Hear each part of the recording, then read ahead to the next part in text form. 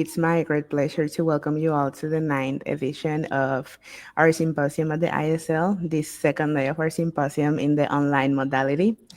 We are very excited to have you here as a part of this special celebration, which is even more meaningful because it takes place during the Week of the Languages. Throughout this event, we will enjoy a variety of wonderful presentations as the presenters on engaging, thought provoking topics related to language, teaching, culture, and communication and translation. I'm going to be your host today for the first part of this afternoon. I'm Janina Vaz, and to begin with our symposium, it's my honor to introduce Dr. Valentina Canese, who will share some opening words to start with these presentations today. Welcome, Dr. Canese. Well, good afternoon, everyone. It is also my great pleasure to be here with you for the ninth edition of the English Language Symposium. It has become a tradition for our institution to organize this event. I am very happy to be able to share this space with the community. It makes me really glad to have such good community members involved in this event, both faculty, students, our wonderful coordinator, Mr. Christian Christoffel, and have the support of the larger community attending our event. So I really hope that everybody can enjoy this offer today. We have a really wonderful variety of presentations related to both translation and teaching and learning in all areas. And we have a variety also of presenters.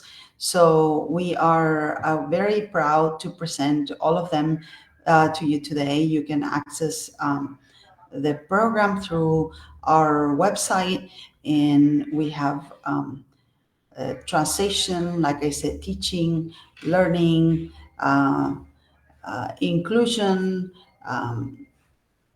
schools around the world, and much more. So thank you very much, everyone, for trusting us and sharing this with us. And thank you, students, thank you, faculty, thank you, everyone, and enjoy today.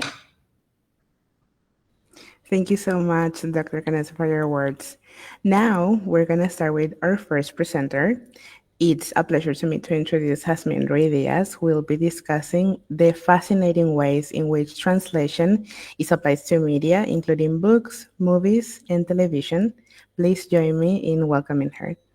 Jasmine, the floor is yours. Yes, thank you, Janina. Good afternoon, everyone. My name is Jasmine Ruiz Diaz, and I will be talking about how translation applies to audiovisual media like movies and TV, since this is actually a topic I'm really passionate about, and I really wanted to look more into it.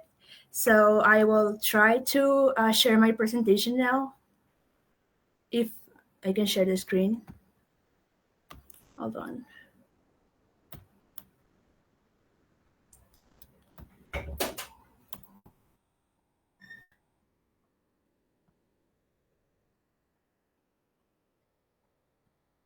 Are you able to see that?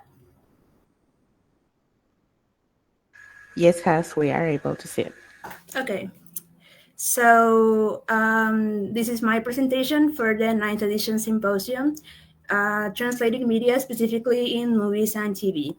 And I would like to begin with a quote from the Nobel Prize winning author Gunther Grass that says that translation is that which transforms everything, so nothing changes. And I think this quote captures perfectly the paradox of translation because it must change form but keep the same essence.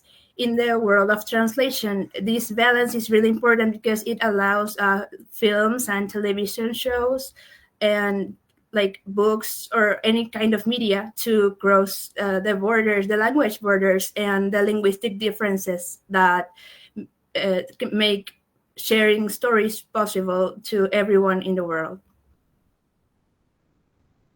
So why translation matters.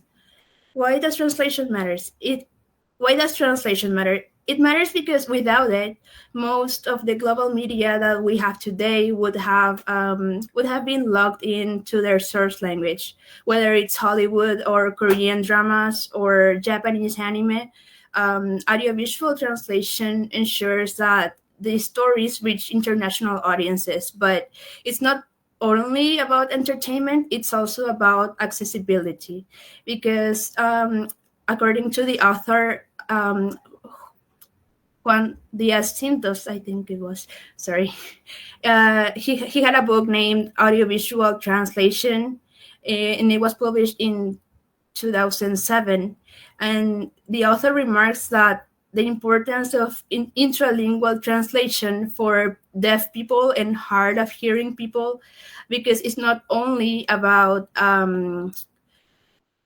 sorry, it's not only about sharing the message across languages, is also about accessibility for people who have hearing impairments or general sensory impairments. So when we talk about audiovisual translation, we are really talking about the mechanism that makes global culture possible, because it allows the stories to be heard by everyone, like in every language and every um, in every language and every person that may be impaired in some way. Um, so this is why translation matters. So about ABT stands for audiovisual translation, and it's not a single technique, but it's an umbrella term. It has one major approach, that is revoicing or dubbing, and it's more commonly known as dubbing. The author Frederick Chom, in his revoicing definition, defined it as replacing the original track in a film's dialogue with another track in which translated audio has been recorded. And it's really important because it also includes sign language interpreting and how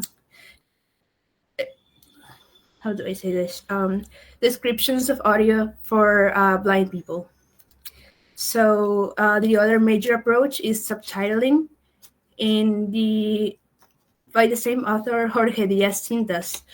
He had a book named Audiovisual Translation Subtitling, and he defines it as presenting written texts on the lower part of the screen that recounts the original dialogue. And beyond these professional practices, we also have amateur modes of these two approaches, that are fan dubbing and fan subbing. As author Luis Perez Gonzalez discussed in his 2014 book, these practices have exploded in the recent years because audiences themselves participate in the translation. So now let's take a look at how audiovisual translation developed.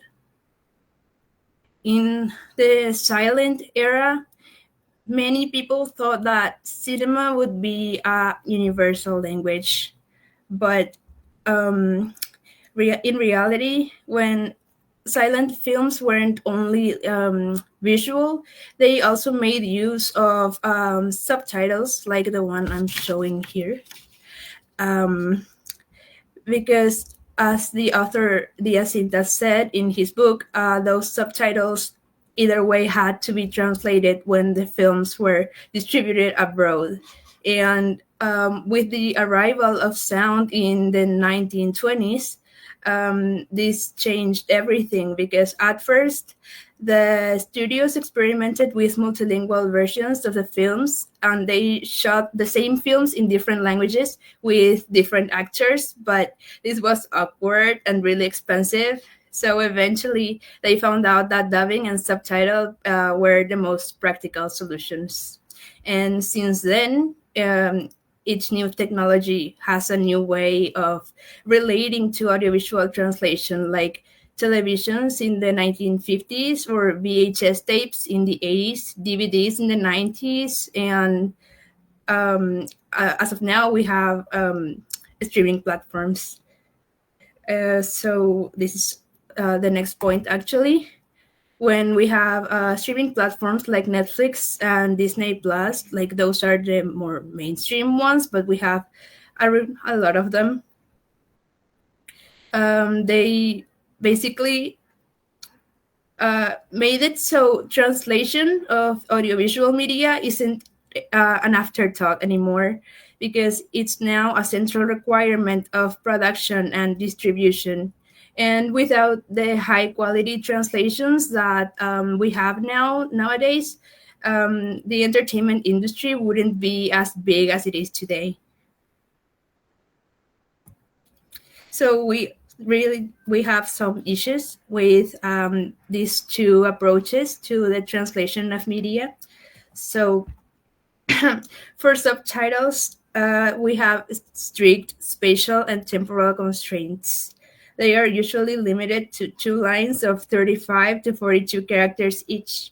And there's this 6-second rule discussed by the author Diaz Cintas that states that two full lines, meaning 74 or so characters, can be read comfortably in 6 seconds. So, on top of this, subtitles must be synchronized with the rhythm of dialogue and flow of the film. If they appear too late or too early, they can ruin the viewer's immersion of the film. And so, when because we have these limits, subtitles often have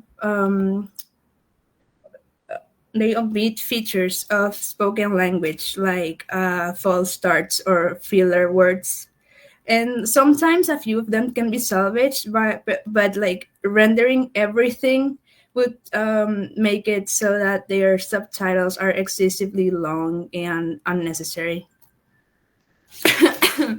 Sorry. With dubbing, we have different. Sorry.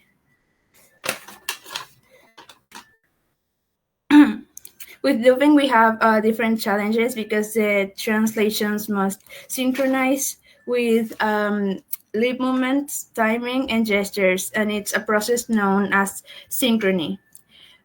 We have three types of synchrony. We have phonetic synchrony, that is the lip matching movements, isochrony, that is the matching timing of the film, and kinesic synchronization, that is matching the body language of the film.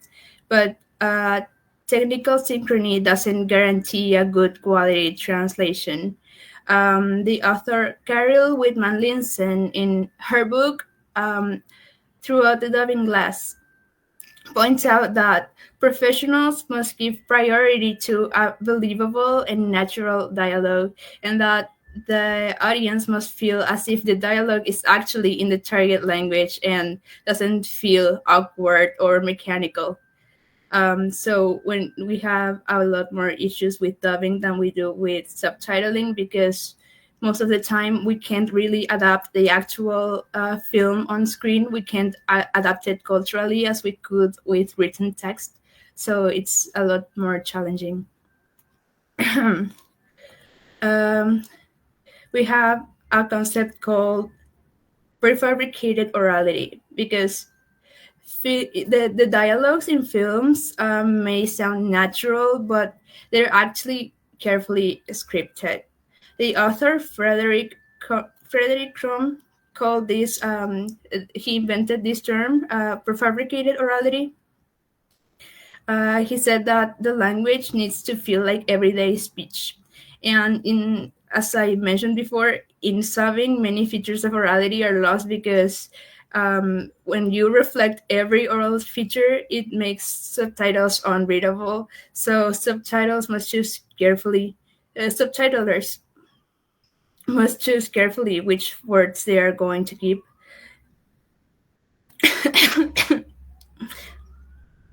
Sorry. Um, Subtitlers must choose carefully which words they are keeping, so the message and so the message is clear, but the message they are trying to portray. So we have the research methods of this. So descriptive translation studies, they identify norms and patterns in practice. So they often compared subbing and dubbing, but there were new methods lately. Because the author Gideon Turi in the book Descriptive Translation Studies, he argued that translation practices are guided by norms and patterns. So this approach has been very influential in general research. So corpus studies that analyze large databases to find similar features. Um, they allow systematic analysis of how translation works across the large data sets because they examine uh, specific references. Um,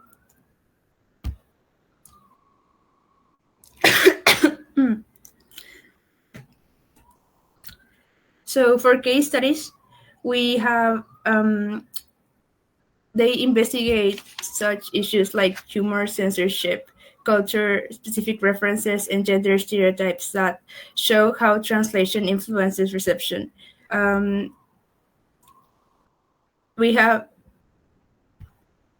the case studies actually follow a phenomenon for an extended period of time. So I have as an example the author Juan Jose Martinez Sierra because he studied humor, audiovisual, the translation of audiovisual humor, and in his 2005 article, and he conducted a case study on the translation of humor for audiovisual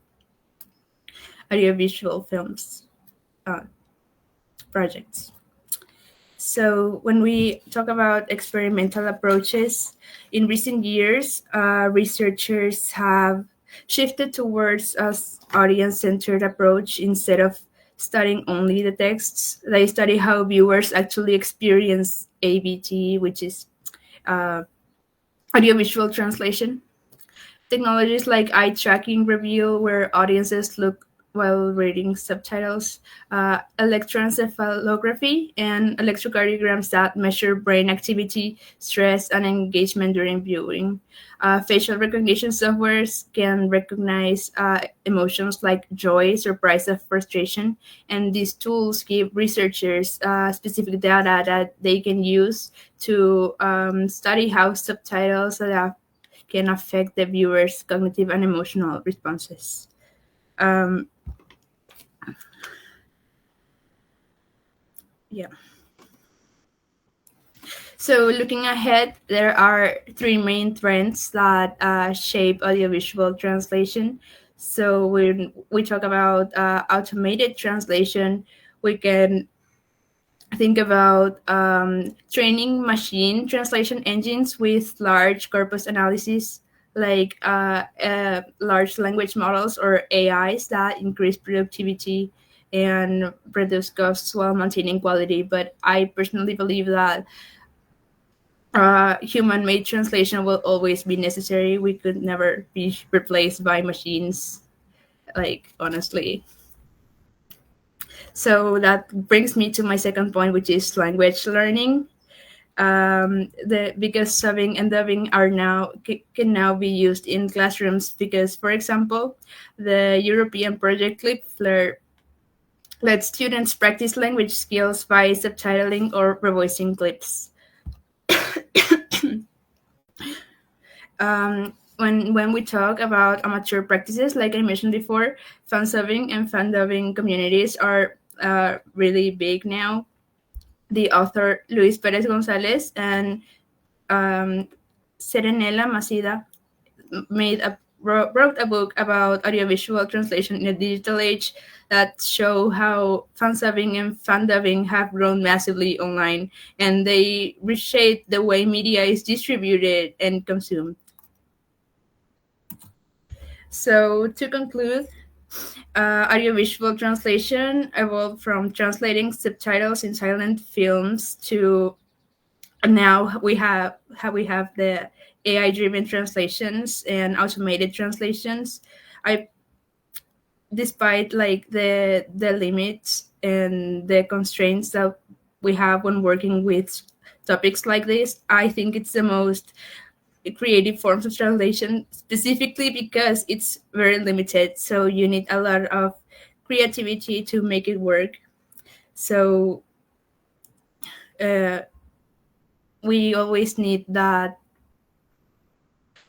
human touch to say, to ensure that the stories can be heard by everyone everywhere, and that media remains a shared global experience.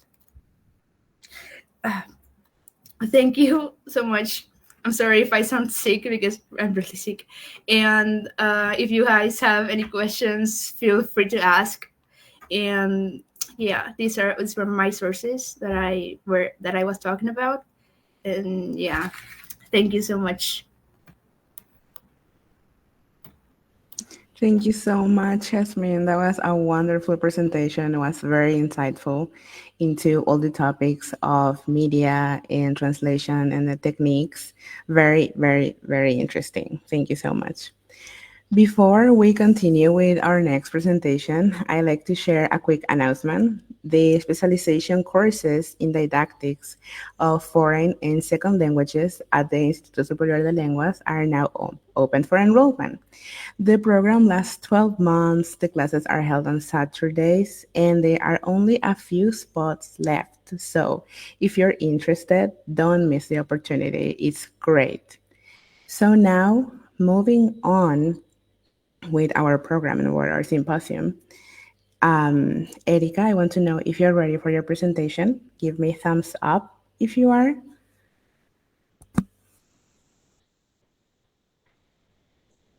Erika is going to present language teaching, higher education, and inclusive language teaching.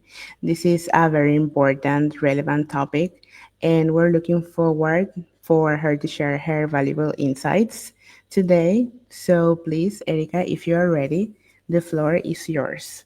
And please welcome everybody accompanying welcoming her.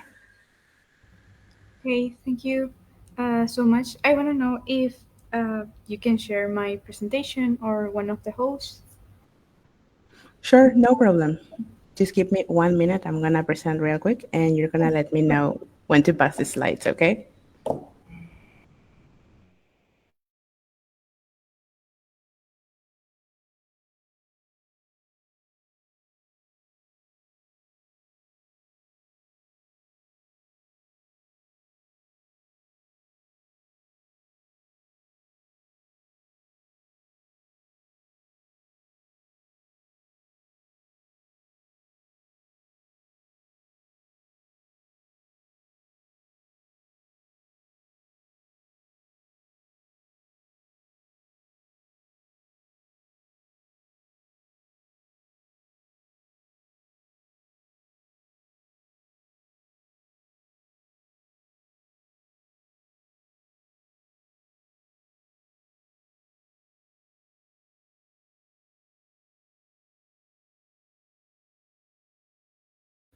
Whenever you're ready, Erika, we're gonna be pleased to hear your presentation today.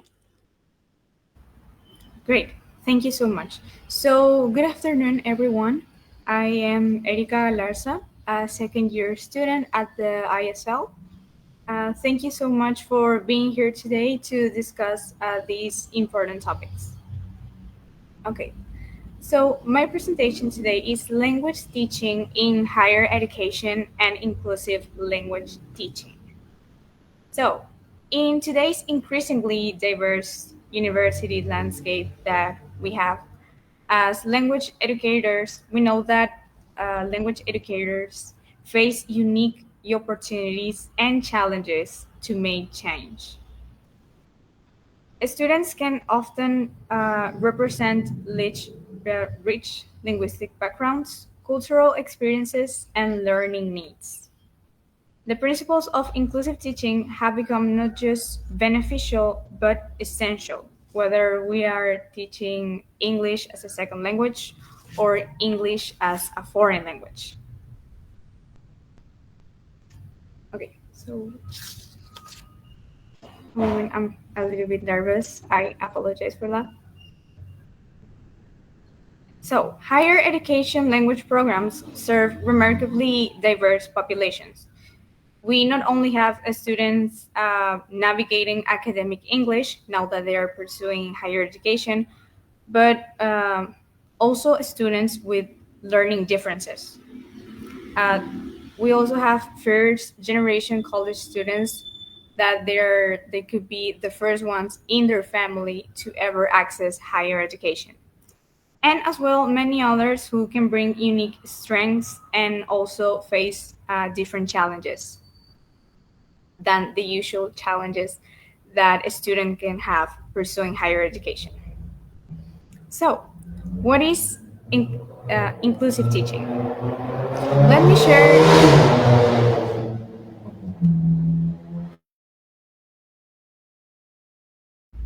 Sorry for that. I apologize. There's a lot of noise in my house. Okay. So, this definition is from the book Overview of Inclusive Teaching 2018. And it says, inclusive teaching involves deliberately cultivating a learning environment where all students are treated equitably, have equal access to learning, and feel valued and supported in their learning. Such teaching attends to social identities and seeks to change the way systemic inequities shape dynamics in teaching learning spaces. It affects individuals' experiences of those spaces and influence course and curriculum design. So this definition is particularly relevant when talking about language education because language learning and acquisition is inherently personal, cultural, and social, given that when speaking a language, you have to uh, be in contact with other people and also take into consideration the different cultural backgrounds that they might have. In the context of higher education language teaching, inclusive teaching means recognizes that students can have varied linguistics repertoires that are assets, not deficits. It means understanding that a student's accent, their first language influence, or their different, let's say, cultural communication styles are not problems to be fixed, but a representation of diversity to be valued, especially here in Paraguay, that we are a nation that has two official languages. And that is usually, that could be usually be seen when speaking in English. Yes, I'll let you know when to change the slides. So, for language educators in higher education, this translates to several key practices. First, we need to acknowledge that multilingualism is a very present thing in our country, given that we have the two official languages. So, it would not be surprising if a student uses cognates or grammatical structures borrowed from Guarani or Spanish to draw, let's say, a parallel to compare it with English to make more sense of what they're trying to learn when learning English. This is an example of a strategic use of language and should not be seen as a crutch or a lack to disposition, sorry, sorry, to learn language. Uh, Next slide, please. Okay. We have the main aspects of inclusive teaching. This includes, firstly, equitable access.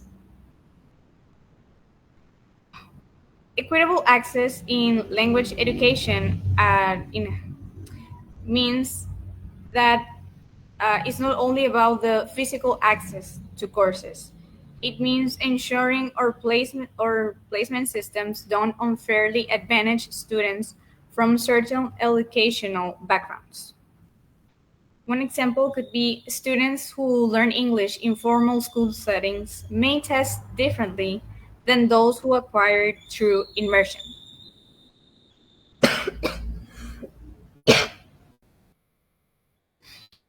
Heritage speakers of Spanish might have strong oral skills but limited academic writing experience, which is not surprising considering that most people pursuing higher education have just finished high school. So, in that case, our system must account for these differences. Besides, we also need to consider accessibility for students with learning differences. A student with dyslexia might struggle with traditional reading assessment, but excel in other areas like oral communication. In this case, technology can be a power equalizer. There are, for example, speech to text softwares, extended time for segments that could be one accommodation for those students, an alternative assessment format that can help these students with these differences. The second point is valued participation.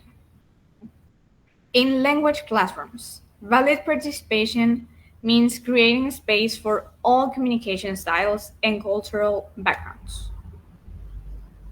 For example, not every culture values the same type of classroom participation. Some students come from traditions that emphasize listening and reflection over immediate verbal response, which could be in the case of the presence of a foreign student. With this, we can create multiple pathways for participation. There is no need to have only one way to value participation in class, especially when teaching languages. For example, there are people who are more comfortable speaking in intimate settings, that would be a classroom. So, for those students, we can assess and value their participation through small group discussions. And for those who may experience anxiety when talking to other people or having to speak out loud, we could hand them or assign them written reflections.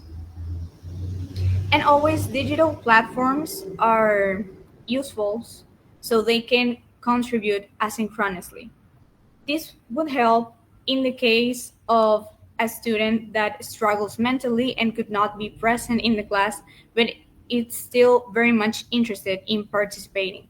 Also, with people who has a, a health condition or neurodivergent students who might struggle to be at that moment in the classroom. So by doing their participation asynchronously, that's an accommodation, and that fosters inclusive teaching. The following point is addressing systemic inequities. Okay, so for systemic inequities, we have standardized testing, also prerequisite requirements, and even teaching materials can perpetuate advantages for some students over others if we do not take into consideration that not all students are the same and that they have their differences. Especially when we are taking language placement exams, we can notice how these exams may favor students who can afford test preparations or come from school with strong language programs, which usually happens at private schools.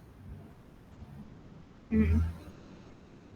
Then we need to examine our policies around things like attendance, which might disadvantage students who work multiple jobs or a full-time job. Also with participation grades, which might favor certain personality types. As I previously mentioned, there are students that may struggle with participation if they get anxious when talking out loud in a classroom. So this is important to take into account. So we can apply what was previously mentioned and just change the way we assess and value participation, and even have uh, availability for those students who may struggle to go to office hours and talk about what they're struggling with. And lastly, for this slide, we have curriculum and course design. When talking about inclusive curriculum design in language education, it means moving beyond the traditional textbook that presents language as if it exists in a cultural vacuum. So our curricula should reflect the linguistic diversity students bring. So if we are teaching academic writing, we can acknowledge and build upon the rhetorical tradition students bring from their home cultures, rather than treating them as that is something that they have to overcome and that they have to put aside in order to learn in a way that is, as I already said, as the common criteria. So literary courses can include, when teaching a language, authors from diverse backgrounds. Also conversations that address real issues students might face. And business language courses can prepare students for diverse workplace communications, which is which I believe would be very important because when a student decides to pursue a major, it does not always mean that they are going to finish it or that they're going to pursue that as a professional after finishing the major and having the degree. So, with business language courses, this will help them have the abilities that they might require to pursue another area as professionals, or if they want to pursue another major after finishing the one that they are already taking. Next slides, please.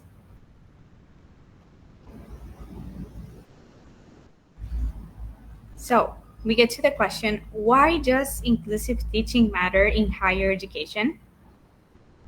Firstly, it provides equitable opportunities for all students to succeed.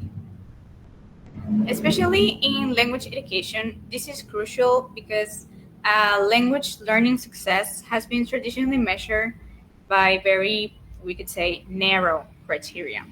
It's often based on native speaking norms or standard academic varieties that may not reflect the student's goals or linguistic realities.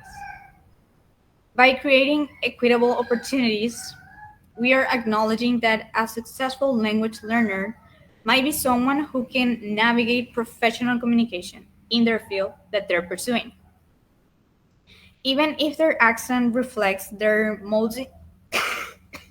sorry, multilingual um, their multilingual background. Uh, so even if their style in writing or speaking reflects rhetorical patterns from their first language. So in higher education context, this is particularly important because language skills directly impact academic success across disciplines. When we make language learning more inclusive, we're not just helping students in language courses, but as I recently mentioned, we are supporting their success throughout their university experience, even if they want to pursue another career that is not related to an English major. Okay, so the other point is to counteract systemic disadvantages that students might face.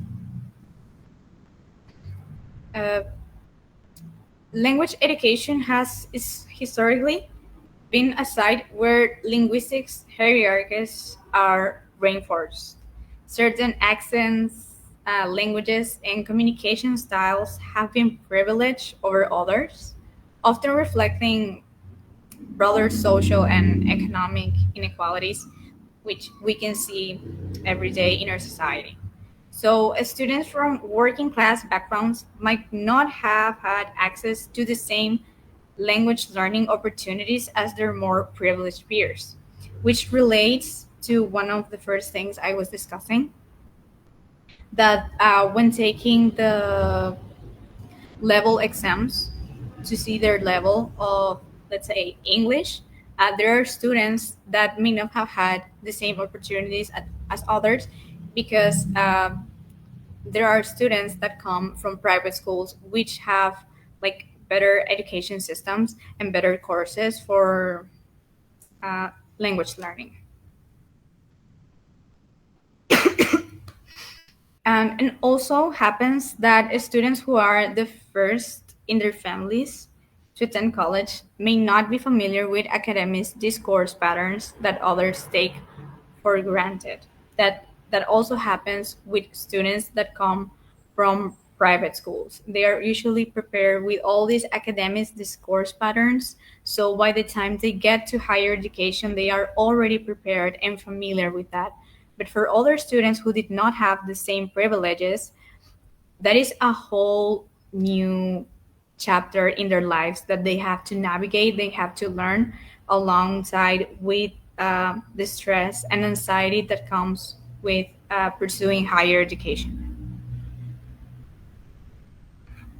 So the next point is to foster a sense of belonging and motivation. As we know, language learning is deeply personal. So when students feel their linguistics identities are valued, they are more likely to take risks. They can also um, participate actively and persist through challenges, which is especially important in higher educations because students are often exploring their identity and future careers.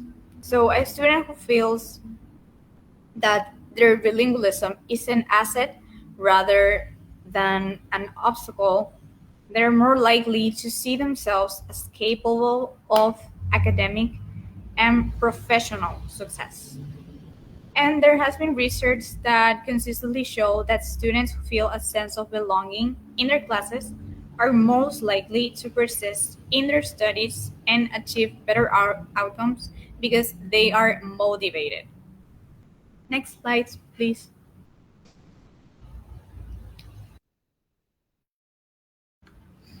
Okay, so we can see how inclusive teaching is connected to language teaching. The first point we have is multilingual student recognition. Uh, I believe this is perhaps the most direct connection that we have with inclusive teaching and language teaching. Because in higher education, um, there has been an increase in multilingual populations. And inclusive teaching means recognizing multilingualism as a cognitive and cultural asset. So, for example, things like code switching and I forget the word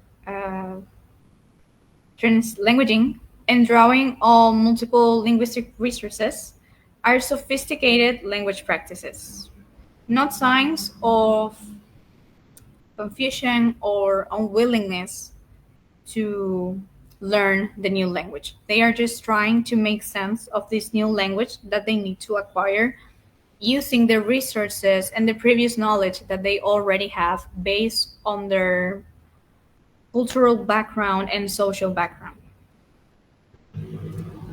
One way in which this could be applied is allowing students to brainstorm in their first language before writing in the target language. Or, in another case, encourage them to make connections between languages which is usually uh, the easiest path we can take when trying to make sense of the target language with their native language. In that way, uh, there can also be a space for cultural knowledge and global perspectives that multilingual students can bring to the classroom. The next point is addressing accessibility challenges. Language learning can present unique accessibility challenges. We know that the students with hearing differences might struggle in classes that emphasize auditory input, which is very common here in our country. There are a lot of classes that are mostly focused on the auditory input. Then, students with learning differences might find traditional grammar translation methods particularly challenging. But thankfully, uh, nowadays we have technology that offers tremendous opportunities for us. We can have caption videos or a speech recognition software. Also, we can try adaptive learning platforms that can make language learning more accessible, and that could be uh, one way to help students uh, with these issues with learning. But also be mindful about the assessments and instruction methods for this to work. Universal design for learning principles are particularly relevant in language education.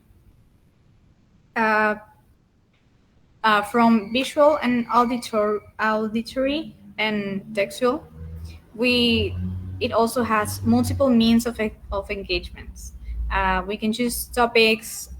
We can look for culturally relevant content, for example, and also different means of expression. The next point is equitable and effective educational environment.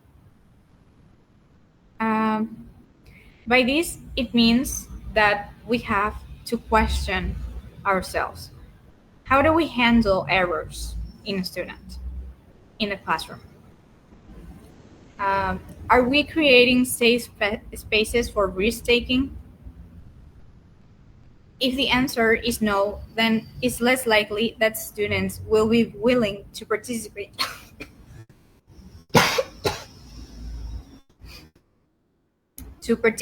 and practice what they have been learning. And also be mindful and ask ourselves if our classroom role norms are inclusive of different communication styles. We need to teach not only the language, but also the cultural competence to navigate diverse communicative language. Another point in which inclusive teaching is connected to language teaching is that it helps of us avoid discriminatory or exclusive language. Uh, by this, it could be from the curriculum to our everyday classroom interactions. We need to be mindful of how we talk about language varieties. If we perpetuate any sort of stereotypes about certain accents or dialects, and if our examples and analogies are inclusive of if they are rather exclusive. And also, we need to be mindful of the academic register we use and ensuring all students have access to the linguistics tools uh, they need for university success. Next slide, please. We have inclusive language teaching in higher education. Uh, we know that it encourages critical thinking about language and power. By this, we mean that university or college students are through a critical developmental stage in which um most of them are forming their professional identities and are understanding their role in society. Many people say that once students reach higher education, they start making sense of the world and seeing the world through other lenses, finally understanding uh, what are the power dynamics and what are the roles that society imposes in each individual or uh, just society as a whole. So, with this, in higher education, it is encouraged to think critically about the way we use language and how it relates to power and the power dynamics. With this, we understand that language is never neutral. Every word choice, every grammatical structure, every communication style carries social meaning and can either perpetuate or it could challenge existing power structures. As we know, usually uh, when a public figure is trying to gain the public to be in favor of them, they give speeches. So that is why language is so important in this stage where they are developing. So they make sense and understand that language will always be attached and related to the power dynamics that are present in society. And we strive uh, to challenge that. Mhm. Uh, an example could be that, for example, in businesses, there are communication styles that are labeled as professional, while others as are seen as unprofessional. But this is just a change in technicism when speaking. It's not exactly unprofessional, but this draws a line, and people start seeing others as different or start seeing them as less just because of these stereotypes and ideas of how we use language. Okay. Um, Sorry. What it involves? Uh, it involves basic things like gender neutral terms is a good way to start. Uh, Not only when talking about basic pronoun usage. In academic writing courses, we can teach alternatives to mankind, and instead of that word we could use humanity, so it's inclusive to everyone. And chairman, we can say chairperson instead of always assuming without even intending to uh, that the person that we're talking about is a man. We should be inclusive and say that it could be a chairperson, and also understand the principle that they can also be a singular pronoun and is grammatically acceptable and is socially important uh, to be inclusive in society and also in the classroom. We should also be mindful of non discriminatory vocabulary. Uh, for example, teaching students to recognize and avoid language that perpetuates stereotypes about race or religion um, or socioeconomic status. For instance, some people think it's better to use person with autism rather than autistic person, or like avoiding phrases like "Wow, that is so crazy" or "That person is so crazy" when talking about someone who is struggling mentally, which only stigmatizes mental health conditions. So, to be inclusive in teaching, we need to avoid those terms. Um, we also have cultural sensitivity in word choice. As we are becoming increasingly globalized, uh, we need to understand and help students understand uh, that sometimes being direct with something and straightforward can be perceived as rudeness in others. So, to foster a good classroom climate amongst students, we need to explain this and help them be aware of those cultural differences so there are not misunderstandings in that. And teach them that uh, those differences can be navigated.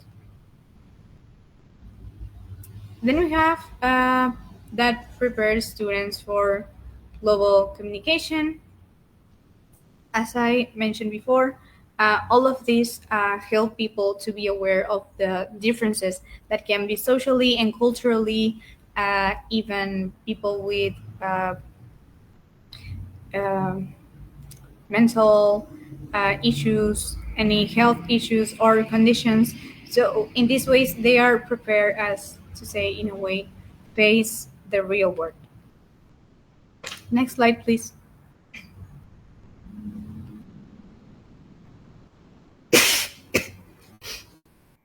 Inclusive teaching can have benefits for students.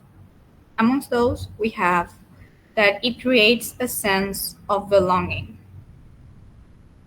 So when students see that their identities or their communication styles or even just um, what they experience is valued in the classroom, the impact goes far beyond just the language learning. In higher education, students are navigating new social and academic environments. And this sense of belonging, I believe, um, it is very important to make a difference between thriving and just surviving because they would feel welcome, and by that, they will feel motivated to keep going and not abandon their studies. Mhm. So there are, for example, bilingual students uh, who now can see that their experiences are considered sophisticated cognitive skills rather than a difference from the rest. So, and as I previously mentioned, when students try to draw a parallel between their native language and the target language, they discover that that is a linguistic intuition, and cultural knowledge also help them, and that is valuable as an academic resource. With inclusive teaching that creates a sense of belonging, uh, this connects to the next point, that is that improves participation and motivation. Uh, with this, students feel that there is no longer such a strong barrier from fully engaging.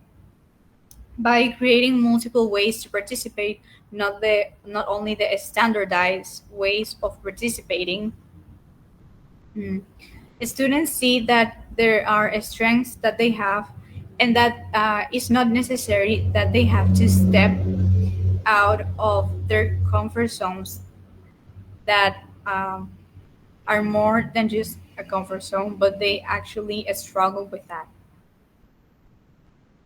Uh, we can say online discussion boards are good, also a small group work, creative projects for those who are better expressing their creativity to show what they have been learning. And there are also students who are better with peer collaboration. So, yes.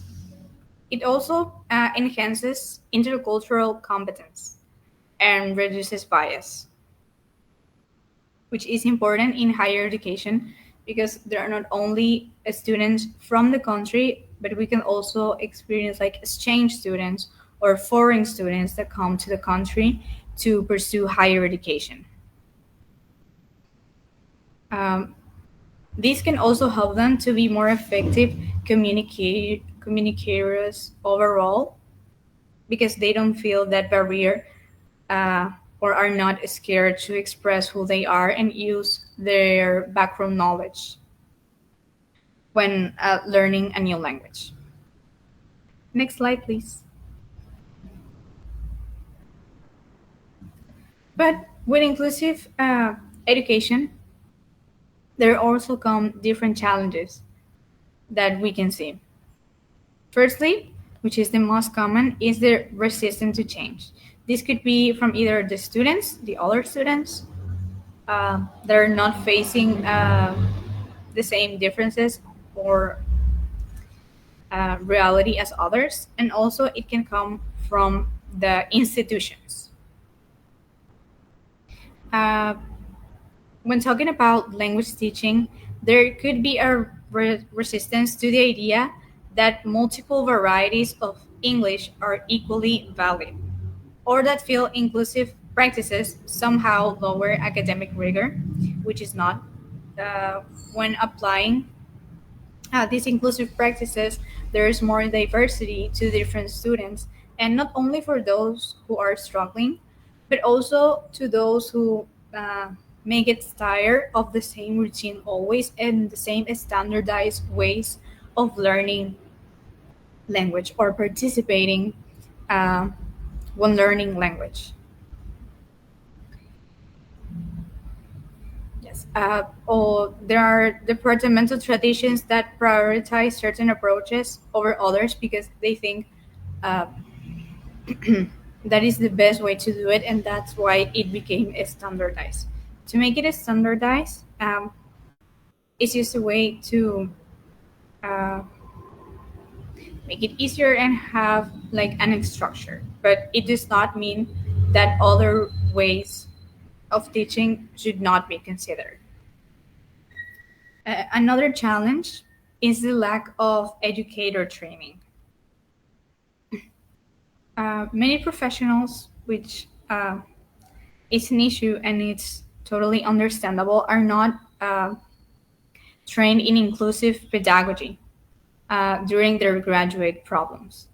And it could even feel uncomfortable to address those topics. And also, when we're talking about linguistic discrimination, or they feel unprepared to support students with diverse learning needs. They might feel scared because they have never experienced it before. So, in that case, instead of trying to step out of their comfort zone, uh, they decide to just ignore that issue.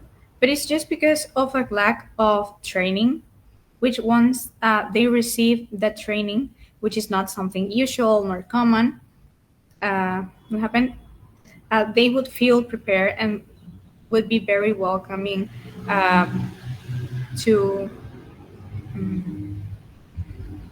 to include those inclusive practices when teaching language. Moving on, we have curriculum restrictions. As I mentioned, the standardized curricula, the textbook adaptations policies, and also the assessments requirements can limit the flexibility to apply the inclusive teaching that we might like to apply in the classroom because we have to follow the curriculum.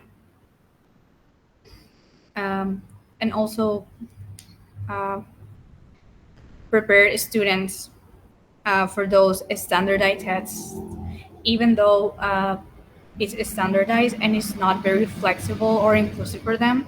Uh, there has to be more support so they can navigate and then can complete those. Next slide, please.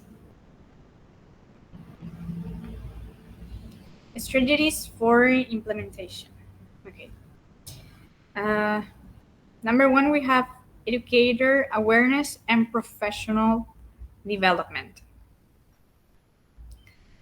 Um, so it's important to examine our own linguistic biases, the communication styles, and assumptions that we may have about academic language. Also, professional learning communities, workshops on inclusive pedagogy, and ongoing education about diverse learning are essential to apply all of this. And also, there can be like research on multilingualism and culturally responsive pedagogy and universal design for learning.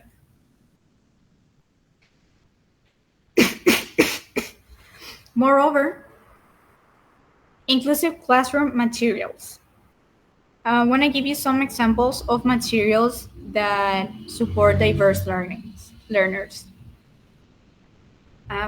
For students with learning disabilities, there are text-to-speech software like Natural Reader or built-in accessibility features. There are also graphic organizers and visual mapping tools for organizing ideas for those who may have an attention deficit, as well as extended time allowances and alternative assessment formats, as well as high contrast materials and adjustable font sizes, sorry, for students who have visual processing differences or may just struggle with sitting at the back. For other type of students, we have linguistic backgrounds. We could have at hand multilingual dictionaries and translation tools.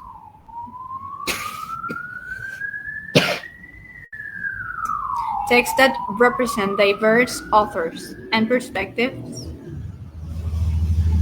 Audio recording books of text for students who process better through listening and acquire language better by listening to it rather than, let's say, reading it or trying to write in the language first.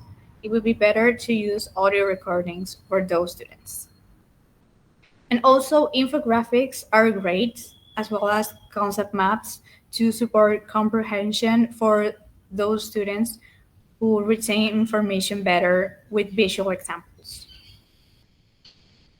And for learning preferences, we have interactive digital platforms. Uh, yes, and collaborative tools as well. Some students could do, let's say, once every month that the educator gives them a list of topics, and then they can vote and choose the topic that they would like to start with. So that is a way to foster engagement in them, and that also motivates them to be excited for the next topic because they know that they have chosen that topic to be discussed in class. Okay, next slide, please. Uh, we have this quote that is from the Chronicle of Higher Education. It says, "The beauty of inclusive pedagogy is that rather than making special accommodations that will decrease equity, it actually benefits all students, not just those at whose needs it was originally aimed." Which I think is a beautiful quote, because rather than creating separate and lesser accommodations for certain students, inclusive practices actually enhance learning for everyone. And the other students that see that may not need these accommodations, but they see that they are being applied, they know that they're in a safe space, and that if the occasion or the situation appears that they need an accommodation or that they need support, they would receive it. So they would not be afraid to speak up and discuss these topics. Yes. An example for this, something that was originally created for people who need an accommodation, but then this helps just everyone and the general public, are curb cuts in sidewalks. We know that it was originally designed for wheelchair users. We often see the symbol of a wheelchair user in it, but now it benefits everyone. Um, Parents with strollers can use it because it's easier to go that way. Also, delivery workers with charts or travelers with luggage. Inclusive teaching works the same way. Okay. Un, and a specific example from language education is that, let's say, um, a video with captions. A video material with captions supports deaf and hard of hearing students. But that not only benefits them, it can benefit all students. It could be that they got distracted, and because they have that aid of the captions, they can retain better that information. And if they miss something, they have the opportunity to reread uh, what was being discussed or what they couldn't hear because something happened. It also helps visual learners comprehend better the content, especially when language teaching, because students are usually not native English speakers. So in this way, they can see the spelling and the unfamiliar vocabularies. So later, they can identify those words or those expressions, write them down, and look them in a dictionary or ask their educator about it and how it is used. And also, when there is a lot of noise in the environment, it can help access that material. Similarly, uh, students can use graphic organizers to plan their essays in a way to help students with executive function differences. In this way, what they're trying to manage can be more organized. Hence, have a more thoughtful writing. This accommodation becomes good pedagogy for just everyone. Sorry. Okay. Next slide, please.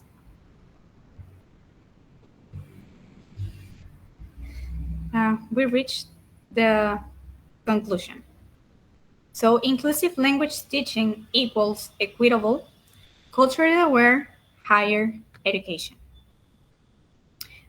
What has been discussed today is not just about teaching techniques, it's also about social justice.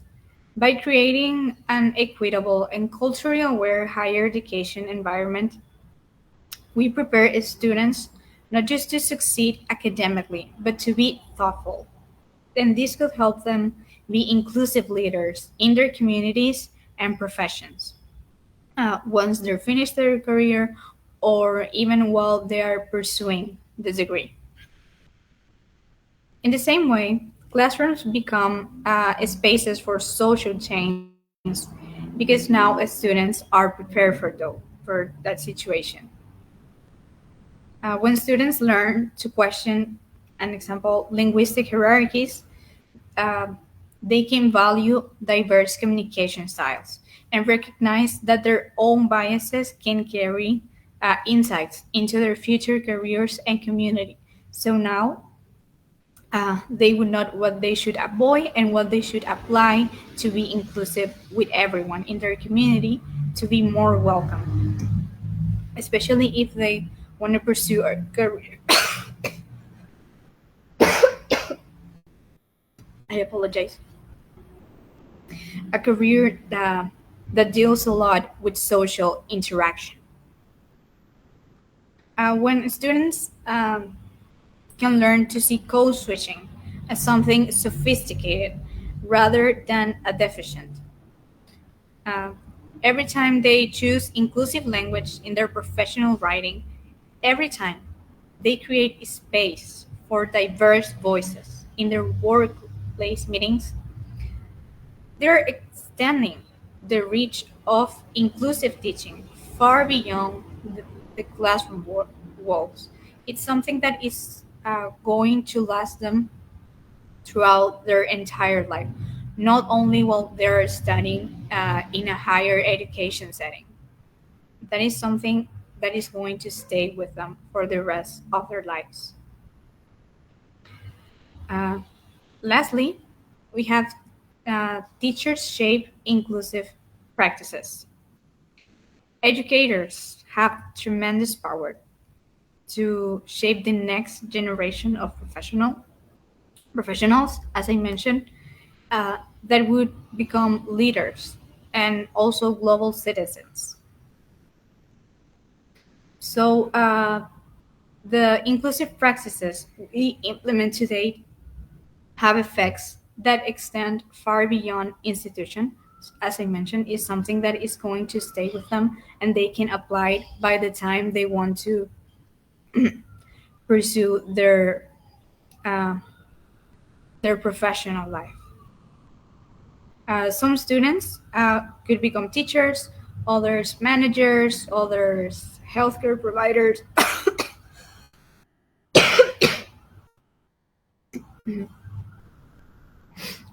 engineers, and leaders.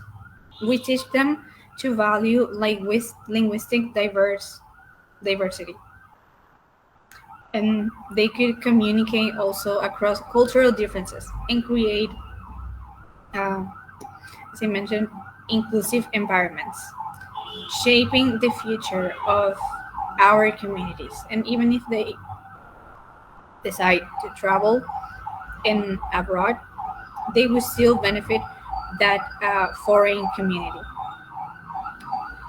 This means that is a big responsibility and incredible opportunity for us to take into consideration inclusive teaching and apply it to our classrooms.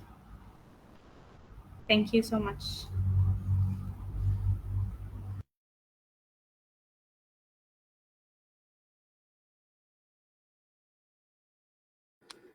Thank you so much, Erica, for your presentation. That was so very insightful and personally so moving. Some of us teachers are always thinking on how making feel our students more comfortable, right? Or what are some factors that might turn into obstacles for them.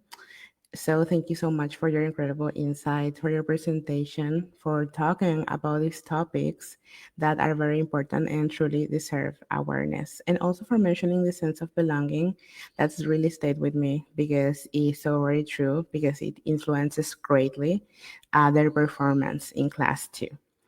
And I'm sure everybody was taking notes at their houses.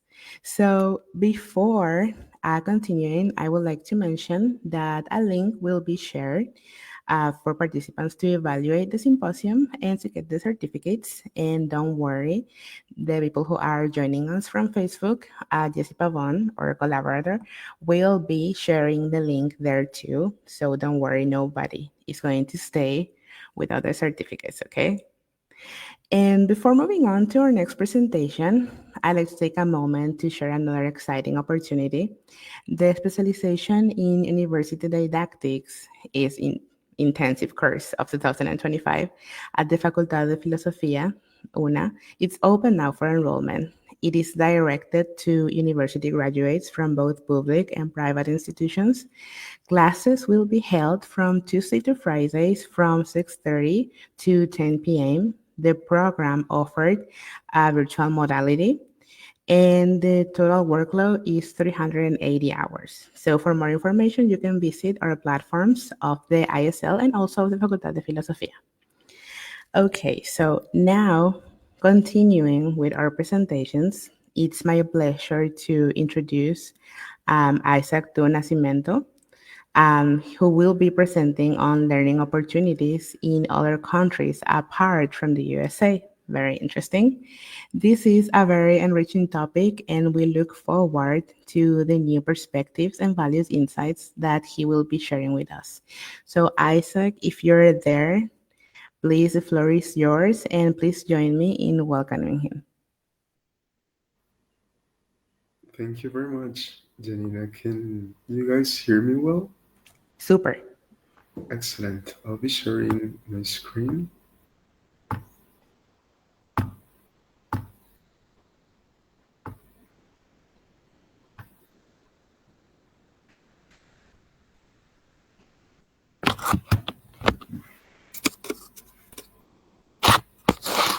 Is the presentation on?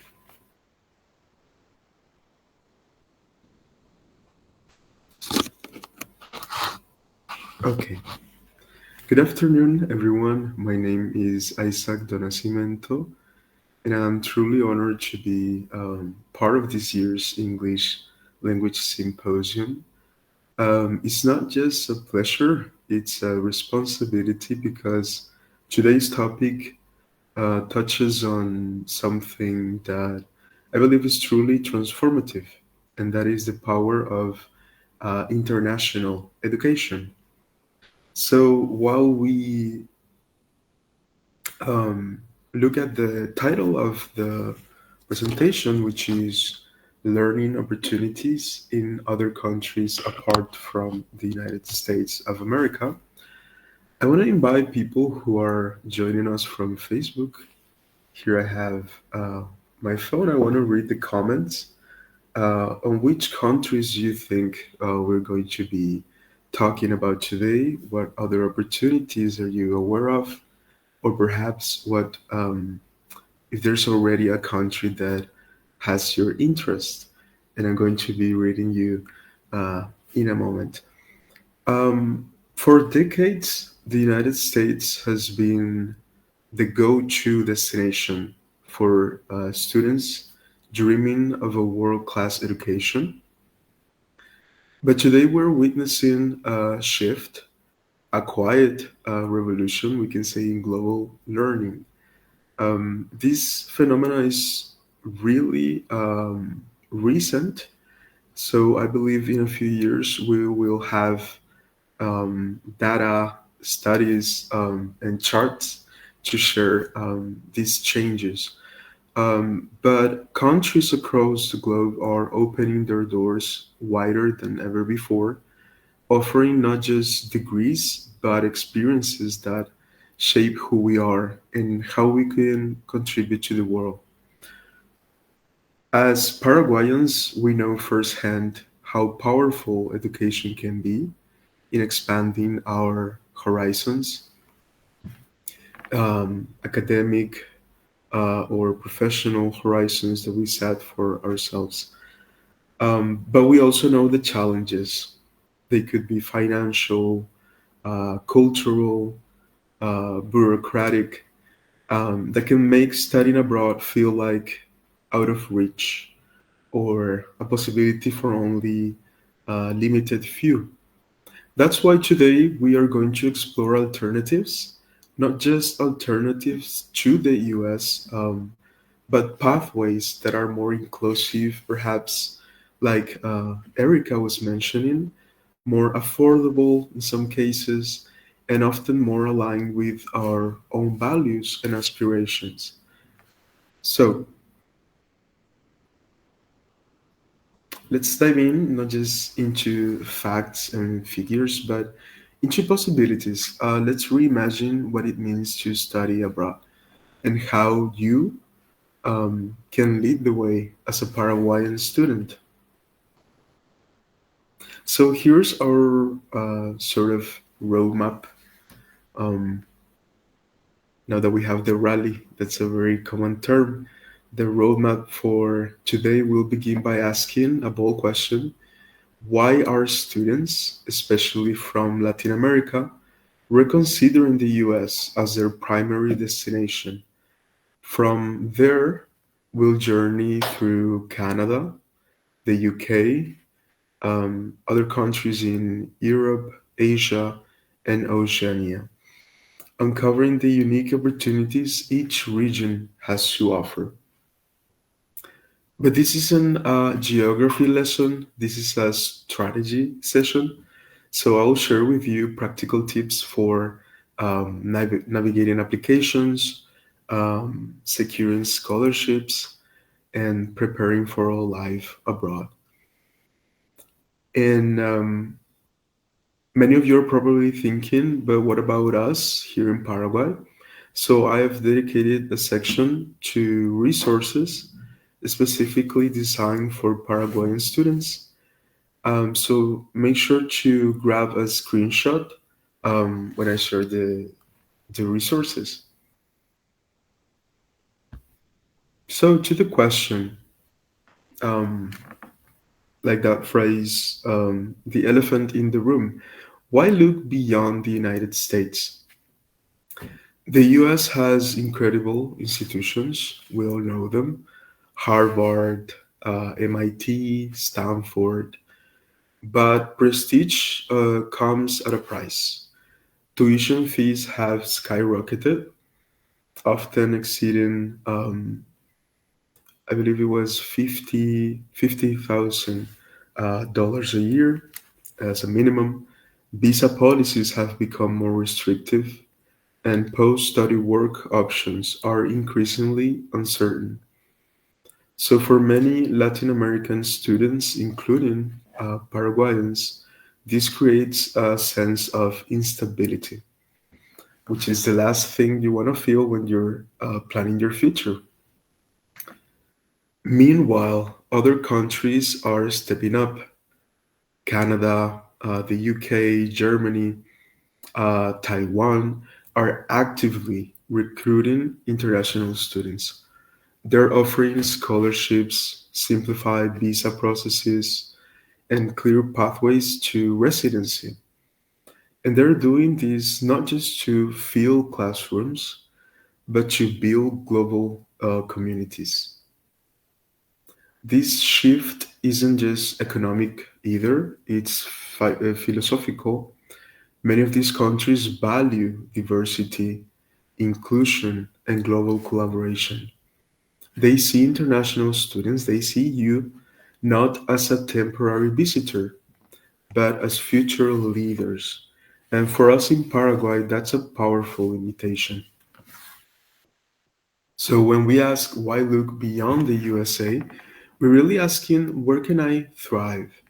Where can I grow, not just academically, but personally and professionally? And the answer, thankfully, increasingly, is almost anywhere. Just a little bit more of information, a spotlight, um, because policy matters. US immigration and education policies have become a bit unpredictable. Um, one year, international students might be welcomed with open arms, and the next, visa delays or work permit restrictions leave students stranded. I recently spoke with a Paraguayan student who was accepted into a top US university. She had the grades, the scholarship, she had the drive, but her visa was delayed for 6 months. So she missed her first semester, um, therefore lost her housing at the campus and had to defer her studies. So that kind of uncertainty isn't just frustrating, it's destabilizing for the life of a student. It's not just about visas, political debates around funding for international education, rising xenophobia, and shifting post study work rules make it harder for students to plan for the long term. And for students, investing years of their lives and thousands of dollars, this unpredictability is a serious concern and a fair concern. So that's why it's essential to explore other options, not uh, discarding the US, but to add other options. Countries like Canada and Germany offer stable policies, clear pathways to work, residency, and a welcoming environment. And as Paraguayan students, we deserve not just access, but assurance. So let's begin with our first opportunity. Canada has emerged as one of the most attractive destinations for international students and for a good reason. It's not just about maple syrup and hockey, it's about a country that genuinely values education, diversity, and global collaboration. And we're not talking about institutions specifically, we're talking about the country in itself. Canadian universities consistently rank among the world's best, offering cutting edge research, innovative teaching, and strong industry connections. But what makes Canada especially appealing for Paraguayan students is its inclusive immigration system. Unlike many countries, Canada sees international students as future citizens. You're not just studying, you're building a life. I have a friend from Canada. She's from Ontario. So I passed this through her to see if I wasn't misled by information, and she reassured me that this is actually the case. Um, and she sends her regards to the symposium. Now, let's talk about accessibility. Most programs are taught in English, and many institutions offer support services tailored to Latin American students.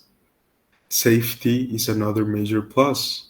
Canada is known for its low crime rates and welcoming communities.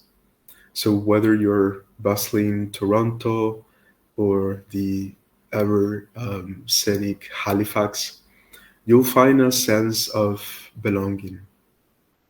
So, if you're looking for a place where education meets opportunity, should be high on your list. First, I'm going to share scholarships that are offered by the government. Um, so let's talk money. Because studying abroad isn't just about ambition, it's about affordability. Thankfully, Canada offers two standout government scholarships that are especially relevant for Paraguayan students. First, the Emerging Leaders in the Americas program, or ELAP. I would invite you to also Google CALDO Paraguay Canada. CALDO is an acronym for a consortium of Canadian universities that open many opportunities for international students, specifically in Latin America. Um, but let's talk about the ELAP. This is perfect for short term exchanges. Think one semester or a summer program. It's designed to build leadership and academic ties between Canada and Latin America. You get funding for tuition, your travel, and also your living expenses. And you can return home with an international experience that sets you apart. Then there's the study in Canada scholarships. These are more comprehensive. Um, they support full degree programs. They are competitive, yes, but they prioritize students from Latin America. That's where we are. So that means you're not just eligible, you're wanted. Both programs emphasize academic excellence, leadership, and community engagement. So if you have volunteered in your home country here in Paraguay, if you led a project or contributed to your school or your neighborhood, highlight that. These scholarships aren't just about grades, they're about impact. The impact that you can bring back to your home country after your exchange. Now let's talk about institutions. A top Canadian university scholarships. So these are beyond government support. Canadian universities themselves offer generous scholarships, and some of them can be truly life changing. Take the Vanier, it's a French word that's also Something to keep in mind: in Canada, French and English. The Vanier Canada Graduate Scholarships, these are among the most prestigious in the country, supporting doctoral students in health, science, engineering, and social sciences. What makes Vanier special is its emphasis on leadership and research excellence. So, if you're passionate about solving real world problems, whether it's public health in Paraguay, or mental health, or teaching pedagogies, or climate change, uh, the veneer could be your launch pad. Other universities like Ottawa, York, and Waterloo offer entrance scholarships for undergraduate and graduate students. These often consider academic performance, but also diversity, extracurriculars, and personal background. For Paraguayan students, this is a chance to showcase your bilingual skills, your resilience, our resilience as Paraguayans, and your unique perspective.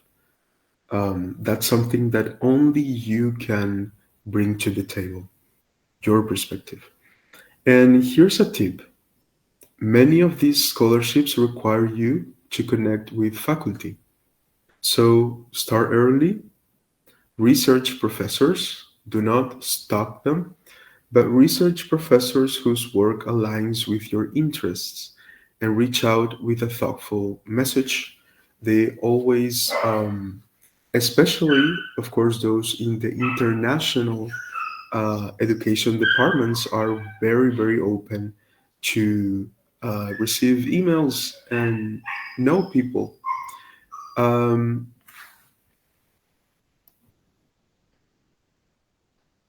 Then we have again opportunities in the short term, for programs like, I'm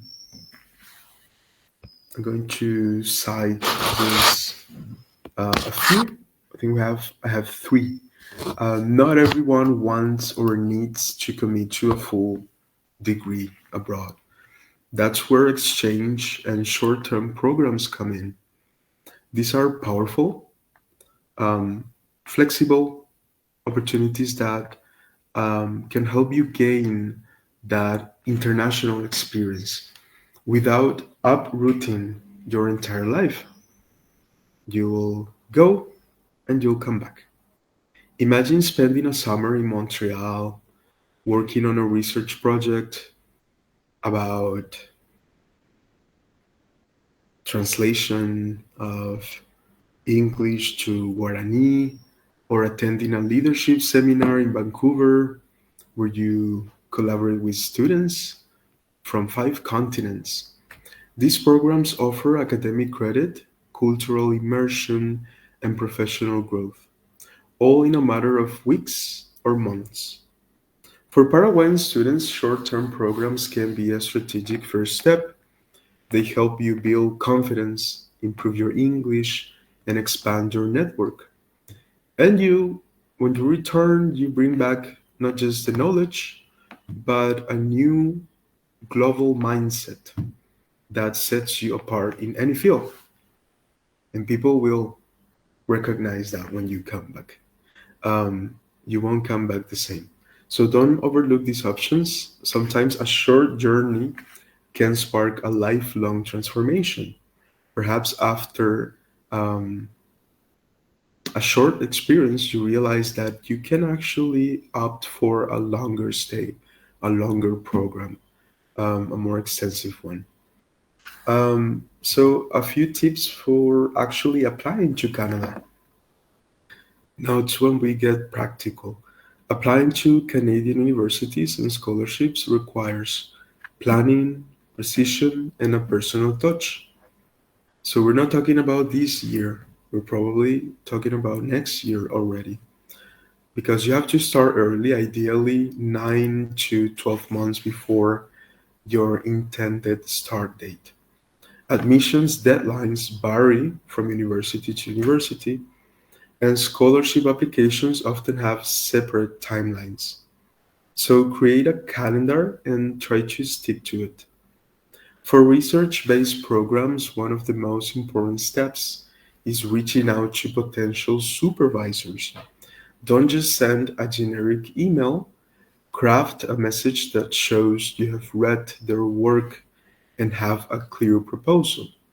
Professors appreciate students who are proactive and informed. Your personal statement is another key piece. This isn't just a summary of your achievements, of your accolades, it's your story. Talk about your journey, your goals, and why Canada is the right fit. Try to be authentic, reflective, and specific. And finally, and this is the part that um, takes perhaps the most time and energy, and what can we say? The good vibes. Preparing your documents, specifically because we know that we have to start here and we know how bureaucracy is. So, transcripts, that's a plus that we already have professors who can help us find uh, professional translators with a legal license. Letters of recommendation, again, you should look at your professors for that. Proof of language efficiency, and financial statements in some cases. Have someone review everything before submission, ideally a mentor or teacher who knows you, who knows your strengths, but also a teacher who already, and that's another huge advantage of the ISL, uh, we have so many teachers, professors who already experience these opportunities firsthand. Some of them are probably already right now in another country. So remember, this is more than an application, it's your passport to possibility. Now we go to another opportunity, the UK. When people think of student in the UK, names like Oxford and Cambridge, places that look like Howard's often come to mind, and rightly so. These institutions have shaped global thought for centuries, but the UK's academic landscape is far than um, broader and more accessible than many realize, especially that last part, accessible. From Russell Group universities like King's College, London, and the University of Manchester, to specialized institutions in fields like art, engineering, public health, the UK offers something for everyone. And here's a major advantage: most master's programs are just 1 year long. That means a lower tuition, um, faster graduation, and quicker entry into the workforce. The UK also offers post study work visas, allowing graduates to stay and work for up to 2 years after completing their degree. For Paraguayan students, this is a golden opportunity to gain international experience and build a global career. And if you're worried about academic or language readiness, the UK has you covered. Um, there is something called foundation and pathway programs, and they help you bridge the gap um, between the education you received in your home country and the education that you're trying to gain in the UK. So they prepare you for success. So whether you're aiming for a bachelor's, master's, or a PhD, the UK is a destination worth serious consideration. Again, we're going to talk about the government, what they offer. Um, there are two powerhouses, and we have professors who I remember opted For example, Kivening is a UK government's flagship scholarship program. It's not just about academics, it's about leadership. They're looking for students who want to make a difference in their communities and countries. Again, if you've led a project, mentor others, or advocated for change, social change in Paraguay, Kivening wants to hear your story. Then we have the Commonwealth Scholarship, on the other hand, focuses on development goals. It's ideal for students interested in public health, education, sustainability, and governance. Both scholarships cover full tuition, living expenses, and travel costs. Again, life changing. And yes, Paraguayan students are eligible. In fact, Latin American applicants are increasingly being recognized for their resilience, creativity, and global perspective. So here's where all the hard work of being a Paraguayan pays off, everything we had endured. Here's a tip: when writing your evening essays, don't just again fall into the trap of listing achievements. Reflect on how your experiences have shaped your values and how you'll use your education to create an impact back home. Show them not just what you have done, but who you are and what you're capable of doing.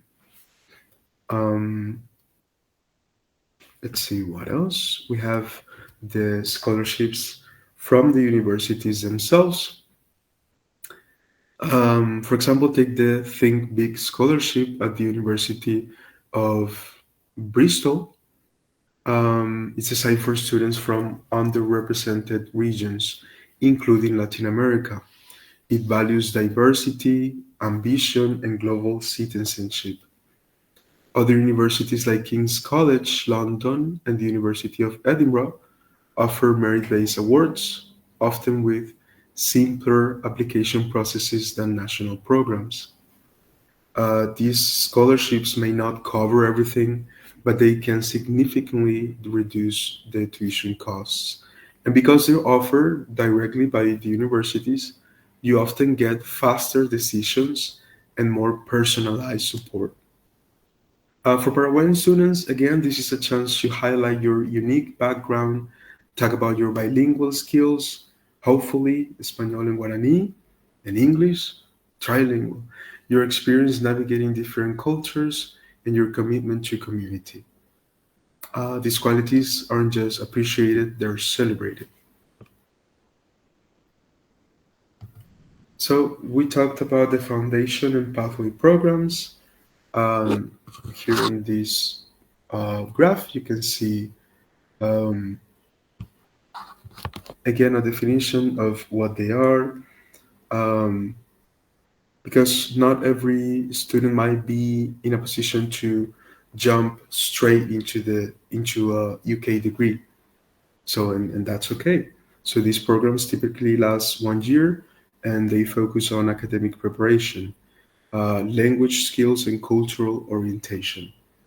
They're offered by the very same universities or by partner institutions. Um, this for Paraguayan students, this could be an strategic move.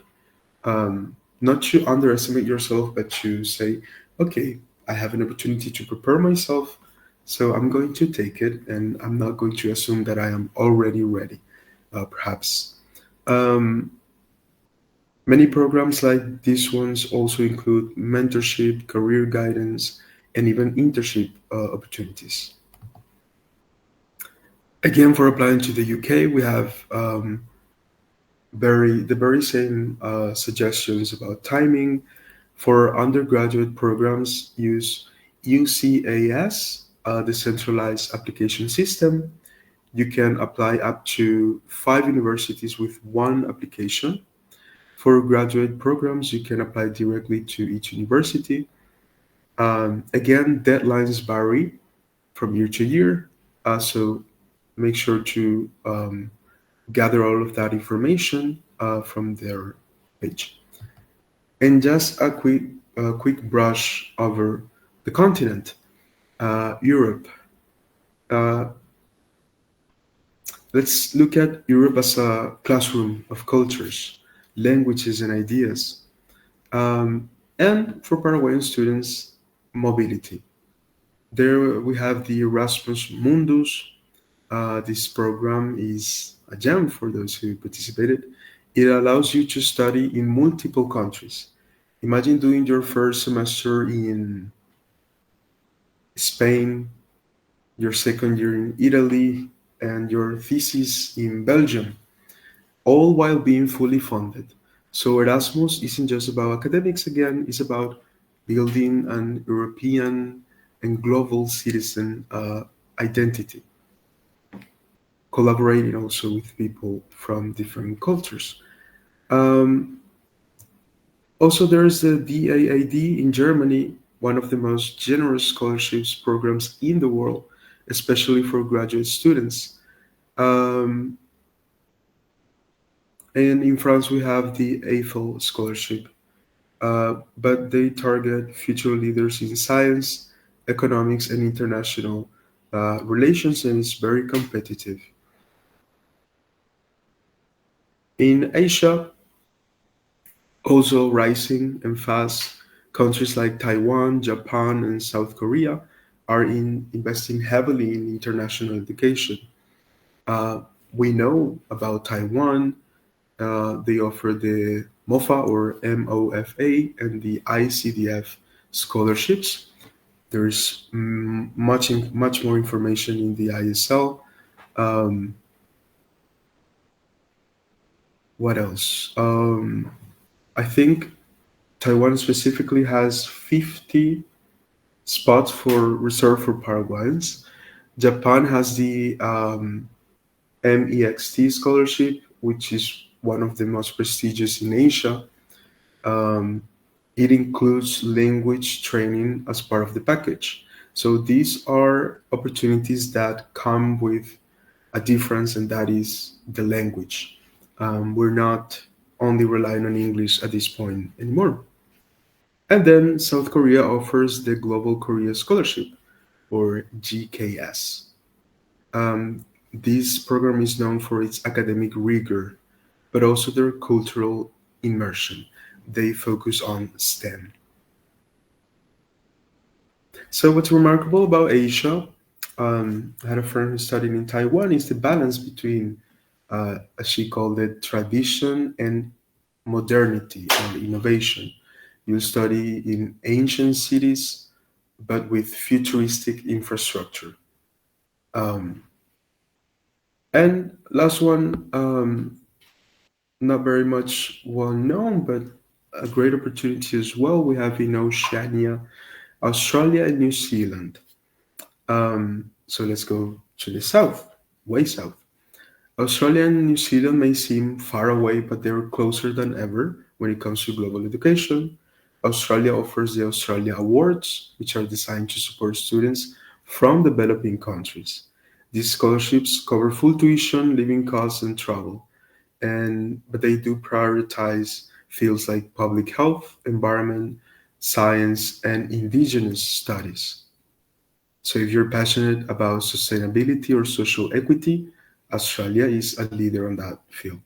New Zealand offers the Manaaki New Zealand scholarships, which focus on development goals and leaderships. The whole country's education system is known for its collaborative culture, small class sizes, and strong student support.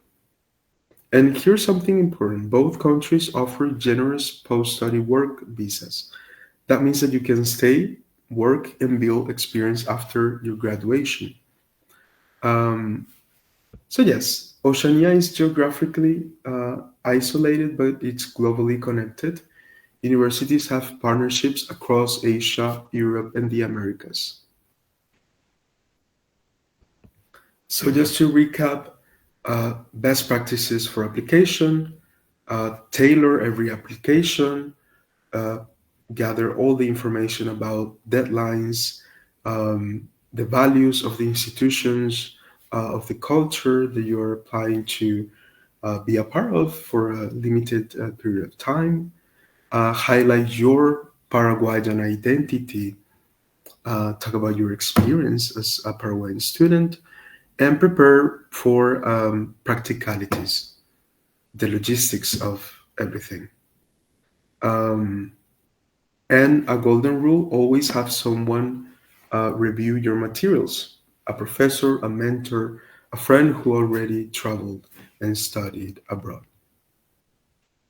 And lastly, we'll zoom in back to right here, Paraguay. Because while all of these international opportunities are exciting, they're also within reach thanks to national programs designed to invest in our talent. First, we have to mention BECAL, which is the National Scholarship Program for Postgraduate Studies Abroad. A game changer for many people, it funds master's and doctoral degrees in top universities around the world. They actually have to be highly ranked universities.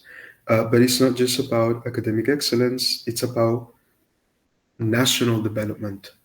Because its main goal is to better our own country um, with these experiences that students will be gaining. Then we have the Fonacide, Fondea, other programs that support research, innovation, and such. And here we have the references and recommended sources. I'll invite you to do a screenshot to remember the key terms and words for each opportunity. So, as Paraguayans, we bring something powerful to the global stage: resilience, bilingualism, cultural depth, and a hunger to grow. So, don't underestimate the value of your voice in international classrooms. You belong there not just someday, but now. So, thank you for your attention, your curiosity.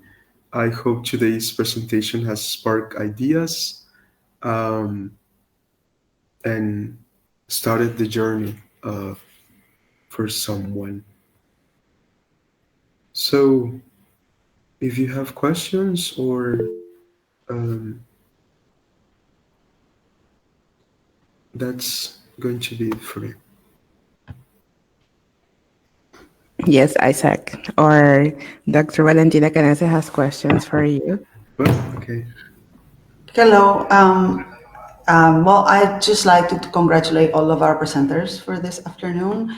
I'm very, very pleased with all of your presentations, very important topics, really enlightening, and also the organizers for having such an interesting variety of presentations. Regarding Isaac's presentation, I just want to mention a couple of things to emphasize some of the things that he shared that are very valuable.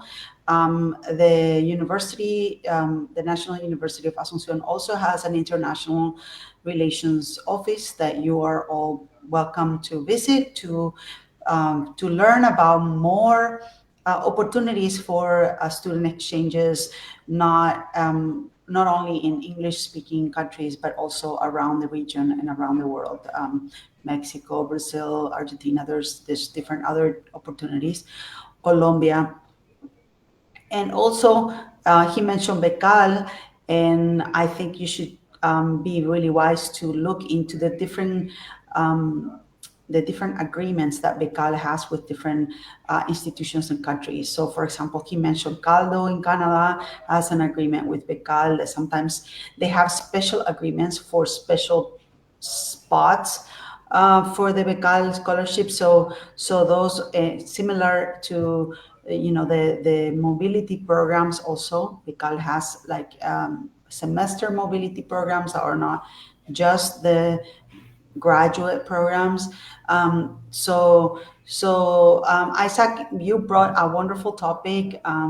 It's really important for our students, but also for all other students from other universities. So thank you for doing such a thorough presentation on the opportunities that you presented, and just just take note of all the things that he shared, and keep in mind that both the university and also the Facultad de Filosofía has a person, a connecting person with the international office to guide you through the different processes that you might have to go through for applying to these different opportunities. So keep your eyes open, and thank you once again for the wonderful presentations to all Isaac, Asmin, and Erika. Thank you very much. Thank you very much. Thank you very much for that wonderful presentation, Isaac. It was really engaging and interesting. And thank you for talking about other learning opportunities in other places. This is very important because most of us are always looking for new learning opportunities in other places that is not only the USA, and places that will allow us to enrich our education with new horizons and perspectives. Okay, so now before we continue with the final part of our symposium, we're going to take a 10 minutes break. Please feel free to stretch, grab a coffee, or simply relax for a moment. When we return, my classmate Victoria Fretes will be hosting the next block of presentations.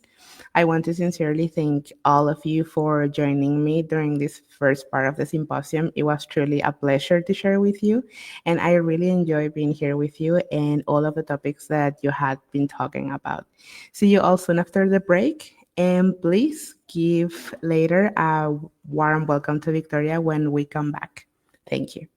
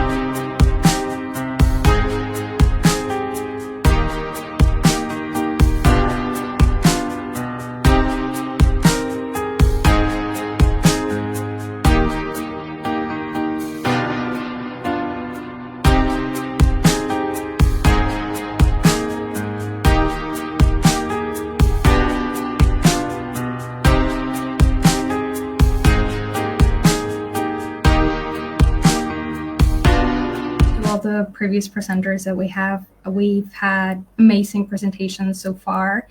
Thank you to the audience once again for joining us, for participating with us. And thank you all for being here with us again. I hope you are all enjoying the 9th edition of our English Language Symposium. So first and foremost, before we continue, I'd like to invite all of you to the sexta edición del Congreso Paraguayo de Lingüística Aplicada, el COMPLA, in November 18th, 19th, 20th, and 21st. You can find the call for papers at www.conpla, that is CONPLA.org, for anyone interested.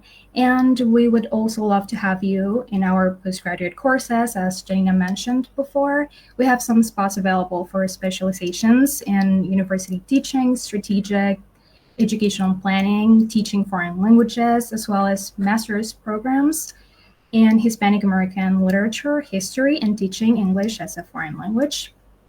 Very interesting, so definitely do check it out. You can find more information on the Dirección de Posgrado, Facultad de Filosofía, una Facebook page. Or you can also reach out at 0984-321-960 for details of our enrollment, and we would love to have you on board.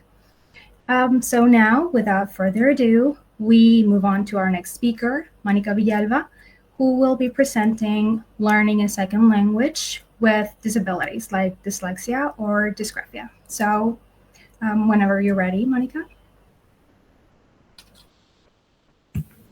Hello, can you hear me well? We can hear you. Okay, so I'll start presenting.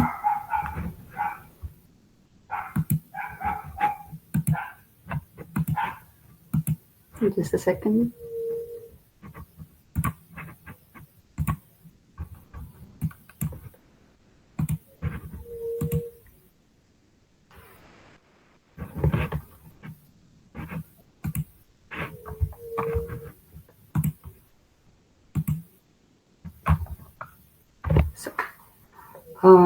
Tonight, I will be talking about learning a second language with a disability like dyslexia and dysgraphia. Students who struggle with language learning in their own mother tongue may face problems while learning a second language. This does not mean that these students don't need to study a new language or should avoid studying a new language. With appropriate instruction, most students can experience success in learning a second language. The key to success are the responsibility of both the teachers and the students. Teachers need to provide appropriate, adapted instructions that meet the needs of the particular students, and students need to recognize their learning strengths and their weaknesses and stay committed to their task. So, first of all, what is dyslexia? Dyslexia is a learning disability that makes reading and language-related tasks harder. It happens because of a disruption in how your brain processes writing so you can understand it. Most people learn that they have dyslexia during their childhood, and it is typically a lifelong issue. This form of dyslexia is also known as developmental dyslexia, and there is no cure to it. Dyslexia falls under the umbrella of specific learning disorder. That disorder has three main subtypes, and they're struggles with reading, that is dyslexia, struggles with writing, that is dysgraphia, and struggles with math, that is dyscalculia. Today, I will be talking about dyslexia and dysgraphia only. So, how does dyslexia affect language understanding? Reading starts with the spoken language, as we might know. In early childhood, speaking starts with making simple sounds, and then as you learn more sounds, you also learn how to use those sounds to form words and combine them together to form words and phrases and sentences eventually. Learning to read involves connecting these sounds to the different reading symbols. That means the letters. This is where dyslexia enters the picture. It interferes with how your brain uses spoken language to translate information, breaking words into sounds, or relating or making a relation between the letter and the sound when reading. This is the case of the A in English. If you are a Spanish speaker, the A sounds like an A. Whatever it is placed in under any situation, it sounds like an A. But in English, that is not the case. The sound of an A can vary depending on its place on the word or with what other letters it is preceded or proceeded, and in what environment that letter is occurring. The slowdown in processing can affect everything that follows.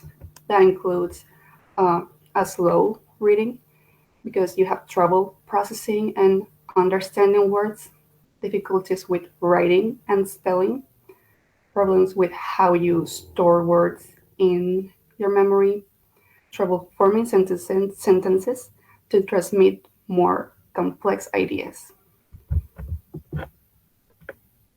Dysgraphia, in the other hand, is a neurological condition in which someone has a difficulty turning their thoughts into the reading language for their age and ability to think.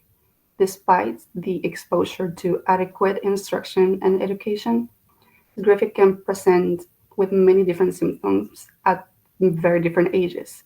It is considered a learning difference, such as dyslexia. People with dysgraphia may have only impaired handwriting or only impaired spelling without reading problems, or they can present both impaired handwriting and impaired uh, spelling spelling problems. Now, how does dysgraphia affect language understanding? Writing is a complex process that involves many skills and brain functions, including motor skills, spatial perception, that is the ability to perceive the space around you, or in this case, to perceive the space in a piece of paper or whatever you're writing to make your handwriting legible. Working memory, the ability to hold and manipulate information in your mind. Orthographic coding, that is the ability to form, uh, store, and recall letters or numbers or different symbols.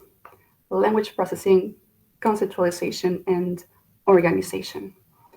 There are two main types of dysgraphia: motor based dysgraphia and language based dysgraphia. Motor based dysgraphia involves difficulties with the physical aspect of writing. Children with this type of dysgraphia can organize and express their thoughts and ideas effectively through writing, but they have trouble with the act of writing itself. This makes writing tiring and frustrating, and sometimes even a painful experience for them. Language-based dysgraphia, on the other hand, involves difficulty with processing and organizing ideas while writing. The quality of the ideas and expression of the child's writing is well below what is expected from them related to their age level or their academic level. Despite being able to present these same ideas clearly and specifically when speaking, this does not translate into their writing abilities. There is often no difficulty with handwriting in a child with this type of dysgraphia. It is also possible, however, for a child to have both types of dysgraphia. For example, poor handwriting and also poor reading expression. The signs of a difficulty with writing and dysgraphia includes and can also lead to troubles with spelling.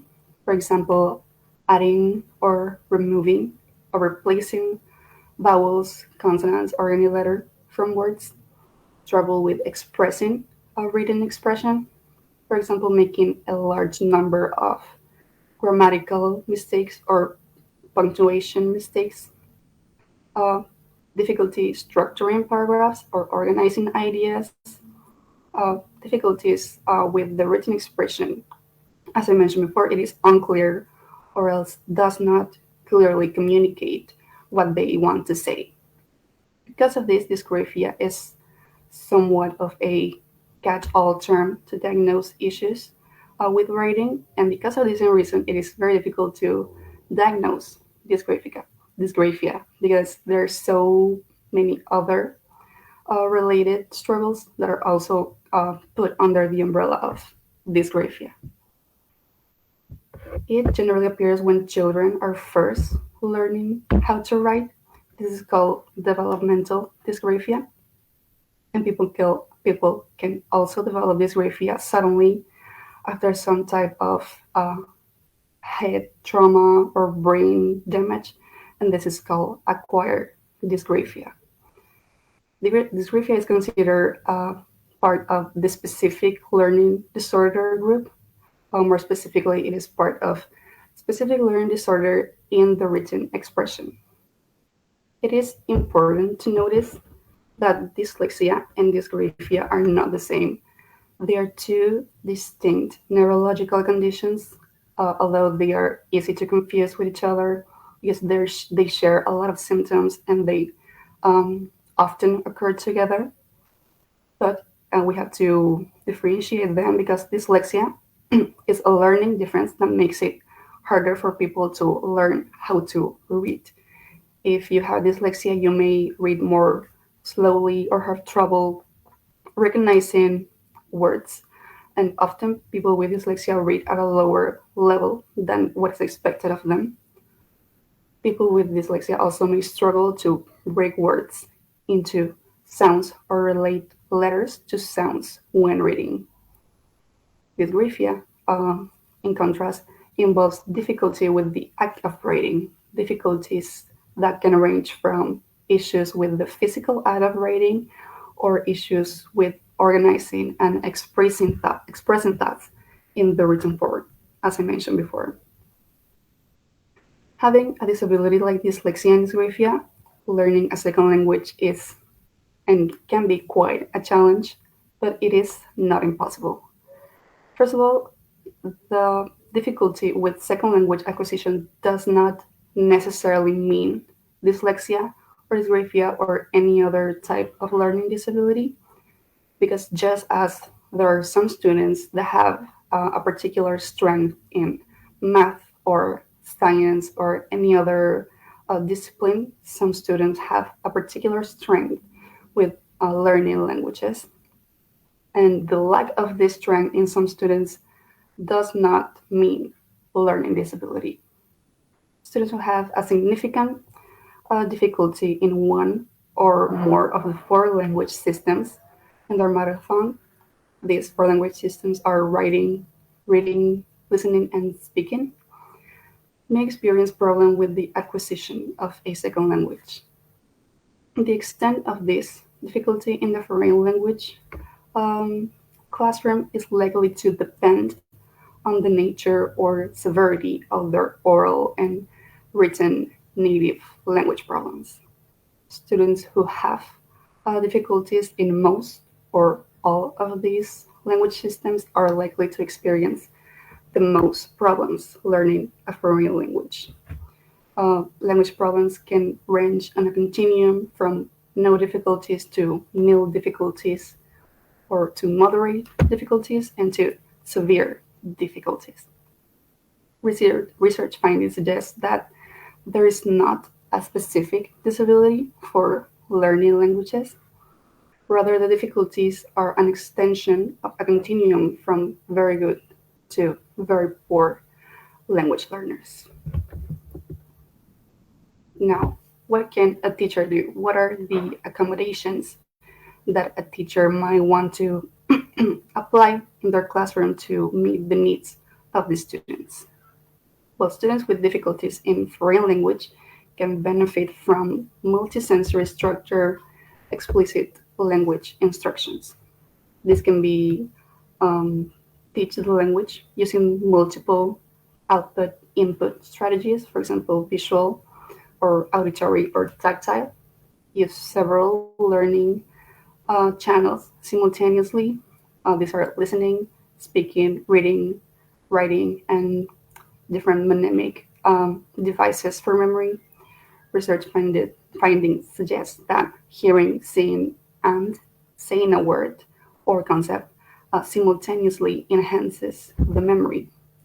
When teaching a new sound, teach only one or two at a time in a time in teaching a new or unfamiliar sound. Ask the students to imitate the teacher's modeling or mouth movement and to trace the letters while saying and spelling the sound. When appropriate and when possible, use visual aids. For example, uh, pictures with clues for words, hands and mouth movements to illustrate a sound, or color-coded endings for to illustrate maybe gender or subject-verb agreement. Also, something very important is repetition and providing opportunities for students to practice and review a concept frequently to assure the automaticity. Examples might include practicing forming letters correctly, spelling non-phonetic words, and reviewing spelling patterns like the A in cat and baby. That, as we saw before, the A does not sound the same in all words in English. A teacher can also provide guided pair word activities to practice and reinforce a concept. For example, pairing a strong student with a weaker student. As a lot of teachers may know, this can go one or two ways, but it is always worth trying these type of strategies. For reinforcement, provide ample time to discover and practice and use meaningful mnemonic strategies. Mnemonic are memory tools that use rhymes or images or acronyms to ensure the memorization of different concepts or words that you want to teach in a classroom.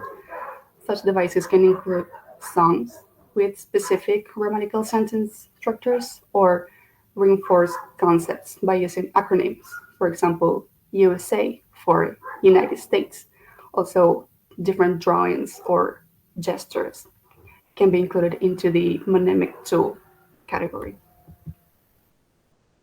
There are also, thanks to technology, different tools that students can use on their own to make their learning experience easier. Stage Reader, that is this app we're seeing in the screen right now, it is also known as Stage Speed Reading, is an app specifically made for people with reading disabilities. It is also a reading and language learning tool with various useful options like the text to speech option or a built in dictionary, translation, and different quizzes that to help students with disability learn a new language. But for me, at least, the most notable function that it has it is its speed reading mode that is specifically thought for people with dyslexia or dysgraphia or any other type of reading writing difficulty. And that is the option that we can see on the screen. It highlights the first part of the word, and this allows the dyslexic or student with the learning disability to read faster and more effectively. Also, different. Oh, sorry.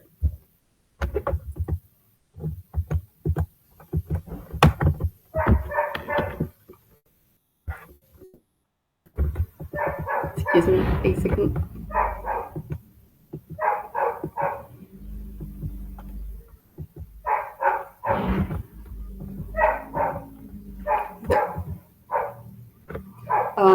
programs like Word have accessibility functions like the read aloud option or the speech to text alternative, making academic works much more easier for people with reading and writing disabilities. The read aloud option is the first one we can see here. Is an option not only makes it easier for students to read and comprehend text more effectively, but it also highlights any grammatical or punctuation mistake the student might have committed while writing an assignment. And with this tool, they can review and proofread before submitting anything to their teachers or their professors. They Here in the second image, there's the speech to text option, and this option still has a lot of errors when it comes to transcribing uh, words that have other words that sound very similar to them. That is the case of the word only and lonely. Just to put an example, this option makes this option might mistake them for one another, but still the fact that it is an option, it is available in a program such as Word that can be considered the main academic tool of this time, is very meaningful because it acknowledges the existence of not only people with dyslexia or dysgraphia, but people with all type of disabilities, or like maybe blindness or people with physical impairments that are not able to sit and write on a computer the way that maybe we can. The existence of this tool uh, is an acknowledgement of the presence of people with disabilities in the academic world. And last but not least, one of the most important things a teacher can bring to the classroom, and especially for students with dyslexia or dysgraphia, is patience. We all know that learning and teaching a second language is a slow process that can be frustrating for both the student and the teacher. But keeping a patient attitude towards the learning process is very important to ensure the quality of the teaching and to arrive at the desired goal, that is acquiring a new language. Also, it is very important to notice that although, and this is something that Professor Evers of psychology in second year always tells us, that the accommodations that are thought for people with disabilities, in this case, dyslexia and dysgraphia, they are also beneficial for neurotypical students. Neurotypical students are the students that don't have any, let's say, neurologically diversity. So the neurological diversity, so that accommodations for neurodivergent students, these are the students that do have neurological diversity, can be applied, um, let's say, to regular classrooms, since the accommodations for people with disabilities are beneficial for all students, not just for the students with a learning disability. That will be all. I would like to give a special um, acknowledgement to Professor Evers. His class about dyslexia and dysgraphia helped me a lot with this presentation, and also to Professor Sandoval from first year. This was a presentation that I made for my final exam on his subject last year, a shorter version of this. So thank to him as well. That will be all for me. Thank you so much, Monica, for your wonderful presentation. We really appreciate your time, your effort. Very well researched topic. I think it's incredibly important to understand things about this. I think one thing that stuck with me was that you mentioned that while it is challenging, it is not impossible. And I guess it can also be incredibly rewarding to be able to help and support a student not only so it can be accessible, but also enjoyable for everybody. So, wonderful topic. Thank you so much. Thank you, Victoria. Thanks for the stage. So, while we get ready for our next speaker, I'd like to share with all of you again the Especialización en Didáctica Universitaria 2025, starting in September. Classes for Intensivo C will be held Tuesday to Friday, 6:30 p.m. to 10 o'clock. To secure your spot, visit the online registration form. You can find it on the Dirección de Posgrado, Facultad de Filosofía UNA Facebook page. And again, you can call 0984 321 960. Another important event that you should also check out is the literature workshop by Lucas Alcaraz on Thursday, October 2nd at 6 o'clock p.m. So we are expecting you to be there. We are now streaming live on our Facebook page. You can find us as Instituto Superior de Lenguas Oficial. Be sure also to like, share, and comment to show your support to all these incredible presenters that we're having. We precisely have questions on the chat regarding the link for the certificate. So I would like to remind all of you again that it's really important that you stick with us until the end. We will be providing a link so you can fill out the evaluation in order to receive your certificate. And in the meantime, keep enjoying the amazing presentations that we have for this evening. So next up, we have Constructivism in Schools in Scotland by Isola Fernando Barrios. We would like to point out also that Mrs. Montania is an educational psychologist with extensive experience in schools and universities. She's currently a PhD candidate in educational research at the University of Glasgow, Scotland. So it's a pleasure to have you here today.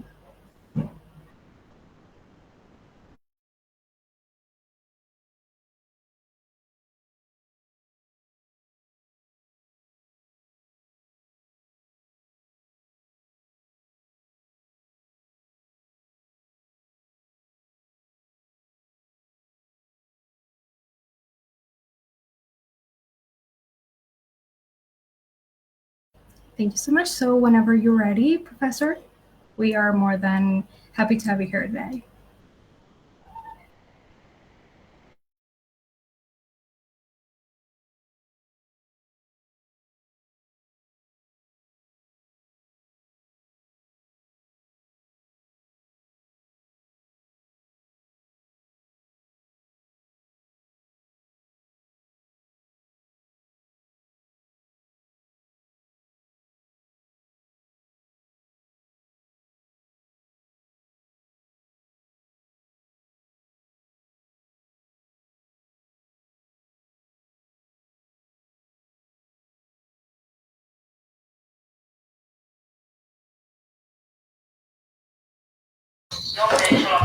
Well, apparently, Professor Montania, oh, there she is. Hello, Fernanda, how are you? Hello, greetings everybody. Thank you for allowing me this space.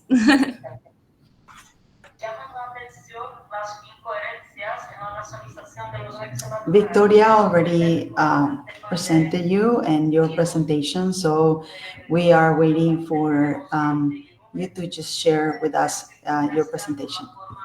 Okay, I'll just right here.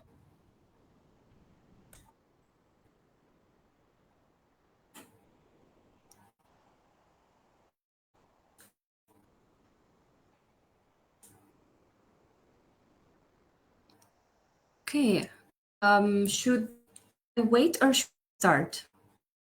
You can go ahead and start, Fernanda. We will have some extra time at the end, maybe to have some questions or comments. Okay, all right, thank you very much. Well, good evening everybody. It's a pleasure to be here with you from the distance. As they explained before, I'm in this broadcast from Scotland, from UK, and that's related to the topic that I would like to share about today. I was always very interested in constructivism as a educational approach because it seems like a very different perspective to the one that I personally experienced throughout school in Paraguay. So I did some research. I talked with, besides the research, I did talk with teachers and students, parents, to gather their input regarding how they feel about implementing this approach to school. So I would like to share about this with you tonight. So I'll just see. All right. Okay, so I begin honestly with analysis because I would like it to be meaningful. So where would I like to start? I would like to start with how we normally feel when we think about our experience at school. So there are like three questions just to keep in mind throughout this presentation. The first one is what feelings come to your mind when you think of your personal experience at school? Um, do you have different feelings based on the level you were in primary or secondary, or the school you were at? If so, what are these differences? Was maybe primary school more positive, more encouraging for you as a student, um, or was secondary where you felt that you were able to take the most out of the experience at school? Or was it when you were in a particular school and like before moving to another school? So think of these things, and what were the differences that you noticed from one level to another, or if you schools from one school to the other? What knowledge and skills learned at school are useful to you today? That is a very important question to ask. And what was missing? What were things that you wished you learned at school, but you, for some reason, did not? So um, these are questions I asked myself as a student, as an educator, and I think that it is important to keep them in mind when you are analyzing where you come from, because the place we come from also is are the lens that we look through. Okay, so just to start briefly, I'm not going to go very deep into this because I want to talk more about the practice, but just to have an idea what is constructivism about, we cannot not talk about John Piaget as the main person in the creation of this theory.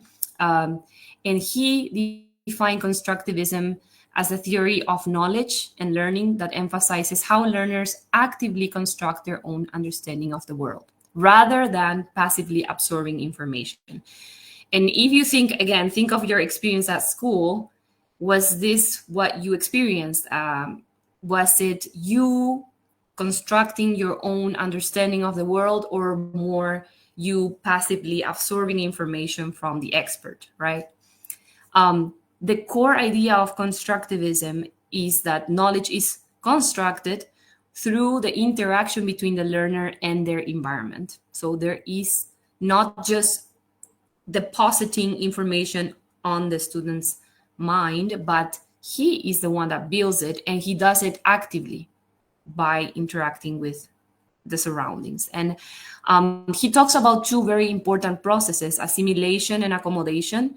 And by using both, the student gets to a deeper understanding. But what are those, right? So there are four main concepts in Piaget's theory: the schemas, the assimilation, the accommodation, and the equilibration. This is something that I teach in general and developmental psychology. So if you were in my class, you have seen this before. Hopefully you will remember. If you were not, this is your opportunity to learn. And if you're currently in my class, then that means that you're about to learn about this. So What are schemas? They are the mental frameworks for organizing information. Basically, they are the constructs that we use to understand the world. So there's like a small picture here where you can see that there is a girl that is interacting with a dog and she learns that that's a doggy. So she is forming a schema of what was a scheme of what a dog is. And then she sees another animal and she says doggy. So the dad then explains the difference between a dog and a cat so that she can form the scheme of a dog and the scheme of a cat. And then she will connect all of the common traits of cats and all of the common traits of dogs so that she can have a more complete idea of what a dog is and a more complete idea of what a cat is. So these are the mental frameworks.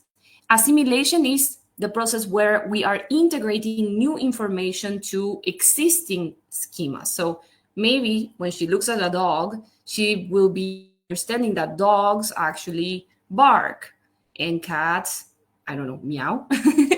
So these are new things that she will be incorporating to something that she understands as a cat or a dog.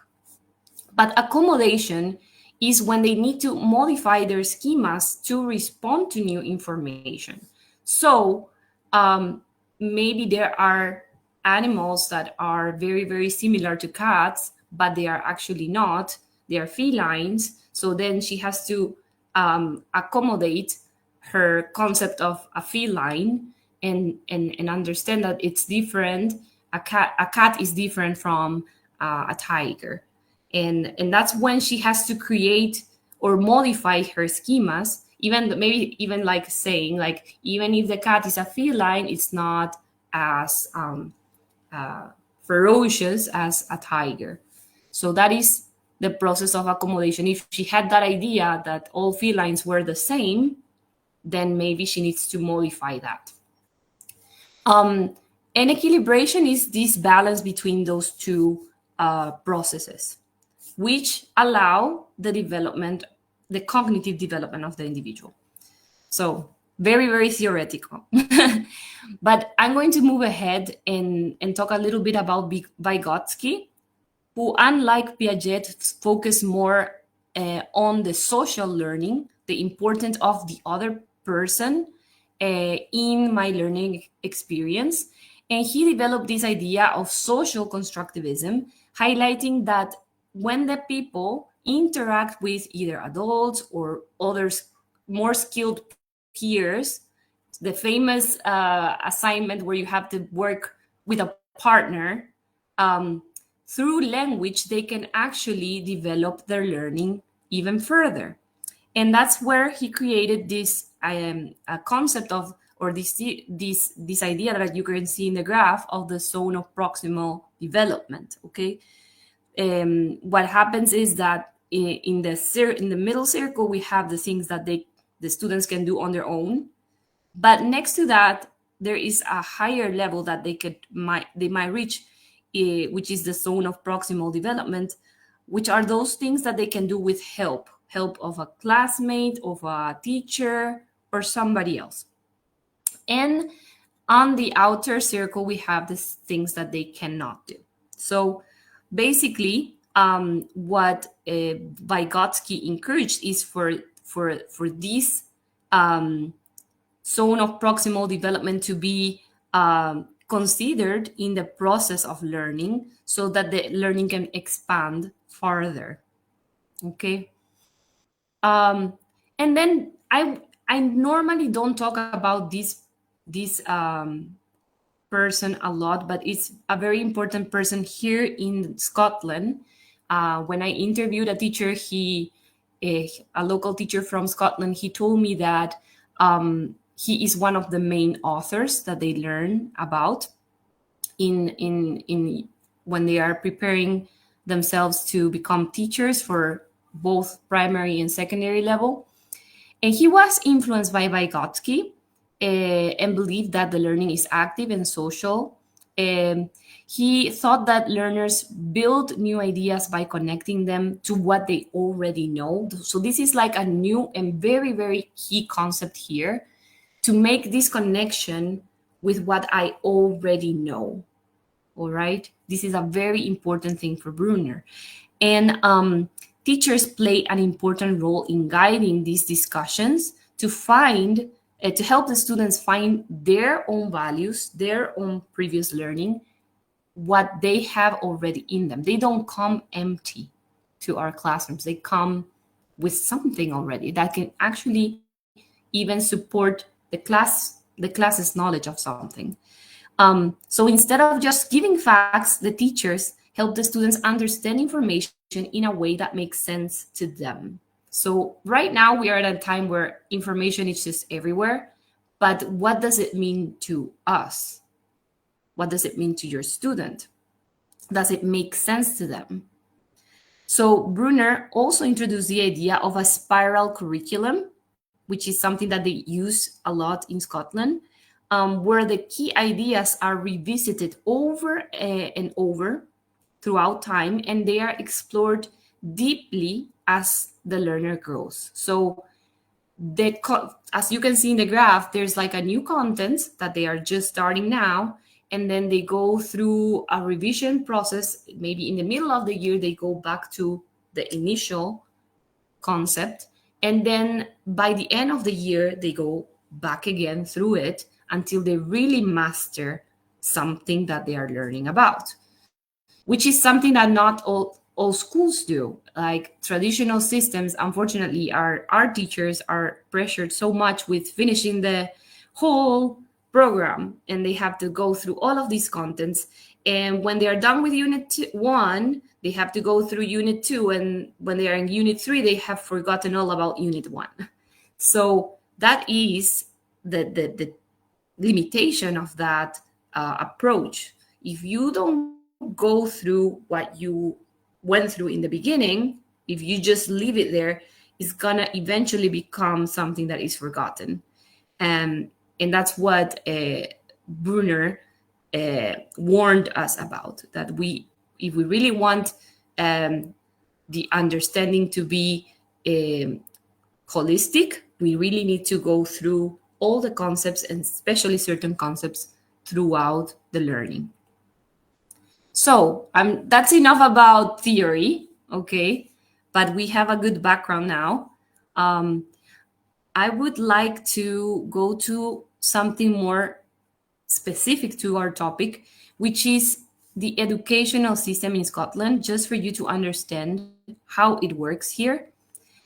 Scotland has its own distinct education system. It's separate from England, Wales, and Northern Ireland, that are part of the UK, but they are independent countries.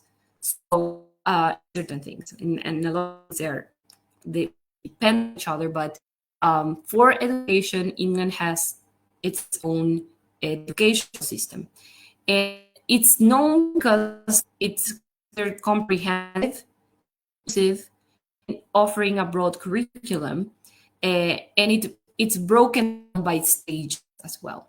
So the name of the curriculum is Curriculum Excellence. You look it up. There is a lot of interesting information about this online, and you can see some of in the reference at the end of this presentation. But it mainly is focused on 4 capacities that they try to develop throughout from the nursery, which I will explain soon, until the senior year. So what are these 4 capacities? And you'll be surprised, but a lot of them have to do personal development. So they want students or learners to become people that are confident individuals, that are successful learners, that are responsible citizens, that are effective contributors to the society. So basically, this is what the curriculum is reinforcing all the time. Go to the next slide. Oops. There. How can you visualize the whole system? I try to do a graph that is complete but also not overwhelming. So you see here on the slide the school year, the age range, the stage, the curriculum level, and the assessment type. Okay, so in Scotland, they don't have, as we have in Paraguay, a preschool in the same. They got nursery, which is composed by students that are in between 3 and 5 years old.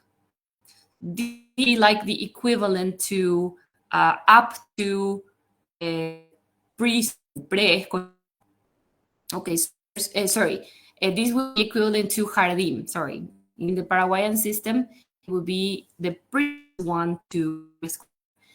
P1 is what we consider pre in Paraguay. So it includes students that are 5 and 6 years. Primary begins with preescolar actually here, and it is considered an early level. And the difference between these levels is that the assessment types in nursery are more play-based, observation, development of milestones.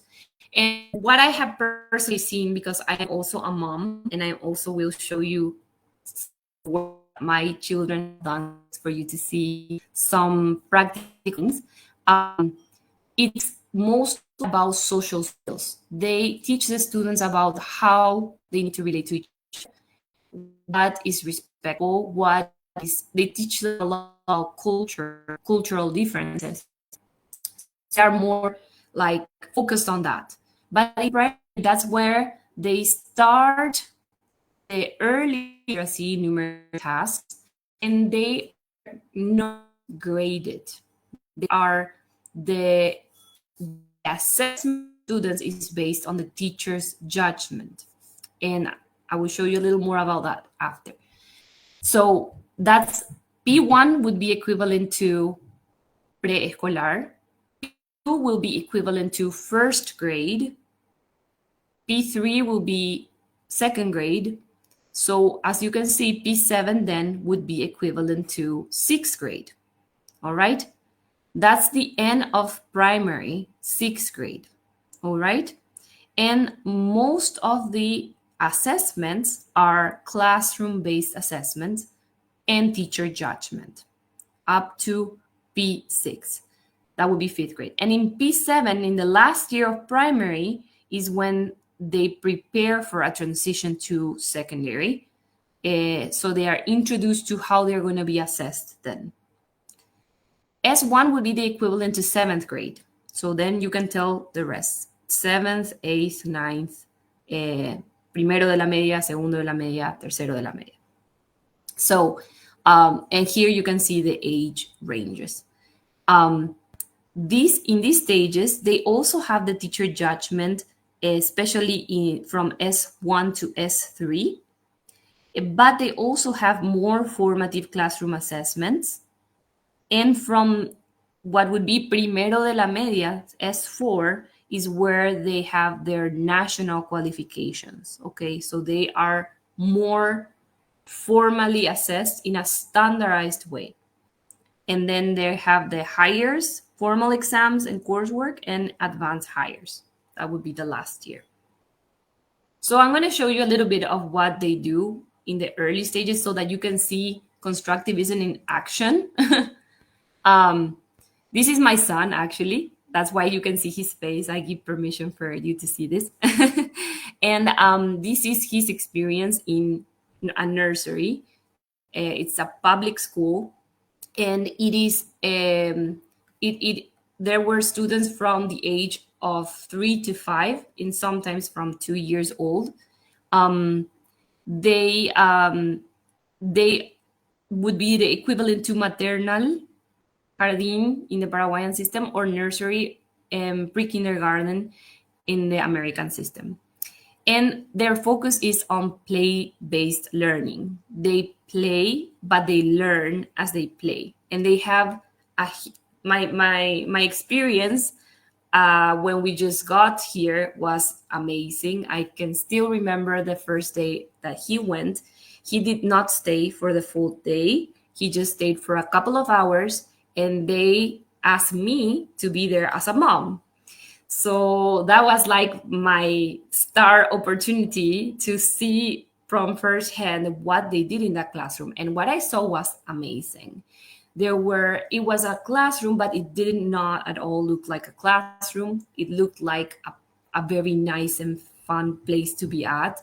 There was like a music area where they had all kinds of instruments. There was an art area where they had all kinds of um, materials to work. They had the eating area where they sometimes cooked. They had like the book area where they would read stories. Everything was all in one classroom. And there were several teachers and kids. Their day was just about going around the different places, and they chose where they wanted to go. And there was always somebody there that would like encourage them, or that would just ask them about what they were doing and act like a facilitator. Okay. What else? They would also work with things that are familiar to them and that would be useful to them in their daily life, like learning how to set the table, learning how to cook. They cooked together. When it was somebody's birthday, they made the cake for that person and they shared the cake together. So it was a very good opportunity to practice numbers, to practice working together, and it was really fun for them. And they also had to clean their classroom. So all of these are very, very important tasks for daily life. What else? They would also like celebrate the different holidays, because this was a very international school. So there were people of all nationalities, and you could see like you can learn about all festivities because they would celebrate everything. They would ask parents to sign in a form what are the festivities that they celebrate in your country. So you would just write them down, and they would research about them and teach in class about them. So and sometimes they even invited parents to participate on those events. So it was a very, very cozy classroom, as you can see on the right, where kids basically learned a lot about social life, but they also were learning about academic things. What else? I will share about primary school now. In primary school, they start like at age 5, as I mentioned before. These are the equivalent grades that as I mentioned before, just to have it in very clear. First grade would be actually P2. That was confusing to me at the beginning, because when I assumed that P2 would be second grade, but it's actually first grade, and it goes on like that. There's a higher emphasis at this stage on literacy, numeracy, health, and well-being, and there's a lot of interdisciplinary learning. This is what I love about this. Eh, they are still under the curriculum for excellence, and which it encourages this broad education. What else can I show you? So this is when my son went from nursery to P1 level. And you can see him doing all kinds of things. There's a lot of interaction with material things. This was their PE class to the left, but they also have what they call their outside learning. That's how he explains that this is where they learn with things from the outside of the classroom, like bricks, like wood, like sand. Like they let them have as much fun as they can, but they later reflect on what they were doing. Okay, so this is part of like their daily life. They would also go a lot to parks and learn science from visiting like a close area. They go walking, by the way. They got like their little jackets that are shiny, and they go together and they walk to a park, or they walk to another place, and they sit there and they eat their snacks there, and they learn about nature. They also have something called assembly, which I was wondering what happened at this time. And this is basically just to reinforce like general values or remind them of like important things that are coming up or celebrate something together. But while the students are here in this gathering, that is when the teachers meet. And this happens weekly. So what happens is that all the all the first grade teachers, they meet together and they plan together what they're going to be working on with the students. And they create projects together so that they can be with one project assessing several subjects. Like here we have a gathering of first grade teachers. Let's imagine like we have the art teacher, the music teacher, we have the math teacher, and they are working together and planning together. So that way, the learning is truly comprehensive and holistic, and it's not repeating assessments here, assessments there, in different subjects, which is something that I wish we had more time to plan together as teachers when we are in our educational institutions, so that we can contribute to each other's subjects. Okay, what else? Let's see, sorry. They also have something called reading journals, which is a record of different things that they have done. This is my son's learning journal. Parents can access this on a daily basis, and they would tell us about things that they did. They would give us details of, like, particularly what did your son do, or what did this class do in this lesson, and they would explain why this is important, how is this helping their learning, and so on. Like, this is an activity where they were going outside and playing in the park that is nearby, but they would also explain to you what are the outcomes that they are achieving while they're doing this. Learning how to be a good winner and cope appropriately with losing, for example. Okay, so that was the emphasis of that, the academic emphasis. Now, this is a higher level. This would be where my daughter is, P6 level. And you can still see constructivism in action. They are learning about different, through art, they are learning about a scientific content. So they are, here it explains a little bit about what they are doing. It tells you also the outcomes. I just didn't put them in here, but you can see like the details and the outcomes of that, what they are learning about. Okay, so what happens when they go to secondary level? Normally secondary level is a totally different school. They have to, like, primary school is usually a different building from secondary, and this is a big jump, but they try to make the transition smooth from primary to secondary, but there are a lot of changes.